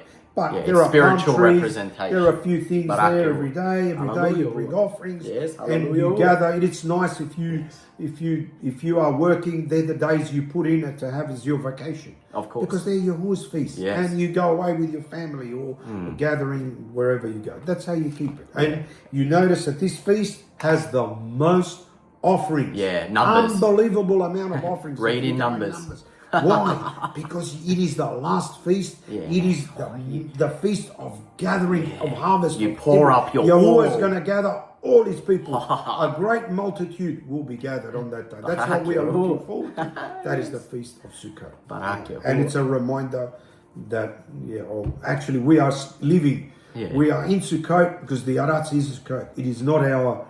It's a temporary shelter. It's a temporary shelter. Wherever you are, it's a temporary shelter. Aratz is a temporary shelter. And the eternal earth, the eternal Aratz is our tabernacle, which we shall return to. 2 more, Barak Yahuwah. They're running out of tabernacles. They're running out of popcorn. all right. Let's get on with it. Hallelujah for allowing such a wonderful video. Barak Yahuwah, Deuteronomy, Dabarim, chapter 16, verse 13. Barak Yahuwah. All right.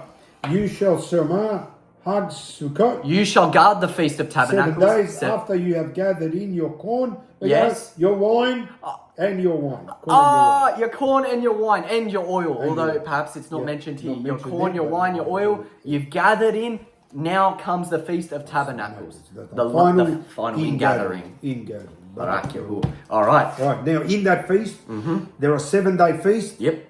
But then there's the 8th day. Yes. You notice that the feasts, all especially unleavened bread, there are 8 days if you include the Passover. Passover day, right? Same with Sukkot. There's the first day is unleavened bread. Unleavened bread. Feast of Sukkot. But it's a feast. It's a Sabbath day. It's a Sabbath day, and then you got up to Tuesday. The following. But then that's not a feast day. Then the following Wednesday, again, notice it's the 4th day. And one of the most important ones. It's called the last great day. Last great day in the feast. So again, they're bookends, but the last great day represents a new beginning. A new beginning. So after 7 days, the 8th day is what we are waiting for when we live eternal life in the new promised land. New Yerushalayim and the new eternal That's what earth. that day represents. Let's read about it. A day of feasting. Eternal. A wonderful feasting. Wonderful feasting. Supping with Yahuwah Yahushua. And this is what we look for eternity. Revelation, Hazun, chapter 21, verse 1 through to 4. Last great day. Barak Yahuwah. And I saw a new Shamayim, a new heaven and a new earth. New heaven, new earth. For the first heavens and the first earth Yep. had passed away. Wow. World, sorry. And there Yeah. was no more sea. There was no No more more. sea. No more. There's no waters. And YAHUAH saw the set apart city, The separated city. the new Jerusalem, New coming down Jerusalem. from YAHUAH out of the Shamayim, Woo! prepared as a bride adorned for her husband. Wow, Barak YAHUAH. All right, and I heard a great voice out of the Shamayim saying, "See, the Mishkan of YAHUAH, which is the sanctuary of the YAHUAH, sanctuary of YAHUAH. is with men, Yes. and He will dwell with them." Who? Barak Who? YAHUAH. One. Hey. One. Yes. Not YAHUAH, Yahushua HaMashiach, Not will two, dwell with not us one. in the tabernacle It is of Yahuwah's. New Jerusalem, the new it is. eternal earth. All right, and they shall be His people, and YAHUAH Himself shall be with them. Who? Yahuwah himself. So He's a Yahusha. Yes, Yahuwah himself. It is It's Yahusha not who two. is Yahusha doesn't Yahuwah come himself. down while Yahuwah's watching TV up there or something. No, it's Yahuwah. Is Yes, Yahusha himself. tells you here. Yes. Right? Barak And you. be there Alua. He is there one. Wow. Yahuwah's one. There you go. And Barak Yahuwah you. shall wipe away all tears from their eyes, and there shall be no more death, neither sorrow nor crying, neither shall there be any more pain, for the former things have passed away. Barak things passed away. Yahuwah. That's Barak the day we wait Yahuwah. for. That's the eighth Yes. day. How The long? last great What day. do we ask Yahuwah? How long How long, before Yahuwah? you return? How long before you return and before we tabernacle in that new Jerusalem eternally? Barak Yahuwah. Wonderful feast. Wonderful feast. So basically, in my nutshell, Wrapping it up. what are we doing? The feasts are every year a rehearsal, are rehearsals of our journey to completion. Yes. We are waiting those ones. We are waiting for trumpets. We are close now. Yeah, the blowing of the shofar. The Gathering of the elect. the seven seals that Yes. are going to be opened, and the Yes. seven bowls, all those Seven things seals. are about to come. Yes. Are about to come. So that's what we do. So again, it's all a wedding. We are waiting for our bridegroom Yes. to come Take to his collect bride. the bride. One. The elect. And that's the two sticks. the Yahuwah coming can't one. marry two.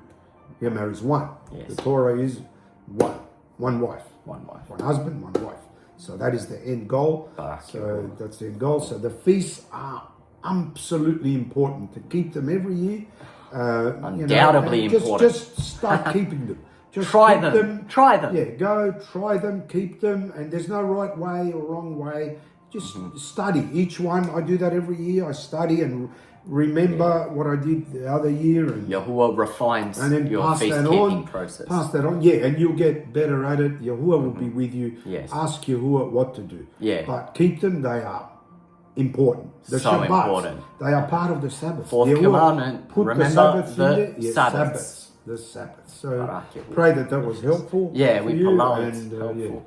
Indeed. And, thank you yes, for being so along with close. us in this three-part journey of the feast. If again you haven't gone back yet and watched the first part of this three series, or the part of this whole series, Destination Tzyun, we urge that you do go watch from I was going to say chapter 1. Watch from part 1 all the way through, and Yahuwah willing, he will guide you to get something out of this series that he has willed. We are just his humble servants presenting his wonderful word, his living bread unto the four corners of this earth. So may Yahuwah gird you and all of us with the spiritual armor of Yahuwah, the whole armor, the helmet of redemption, breastplate of Zadakah, righteousness, loins girt about with the belt of truth, feet shod with the righteous good news of Shalom, above all else in the left hand holding the shield of Amunah, unbreakable trust, quenching the fiery darts of Hasatan, being not deceived, and in the right hand holding the sword, which is the word of Yahuwah, claiming the promises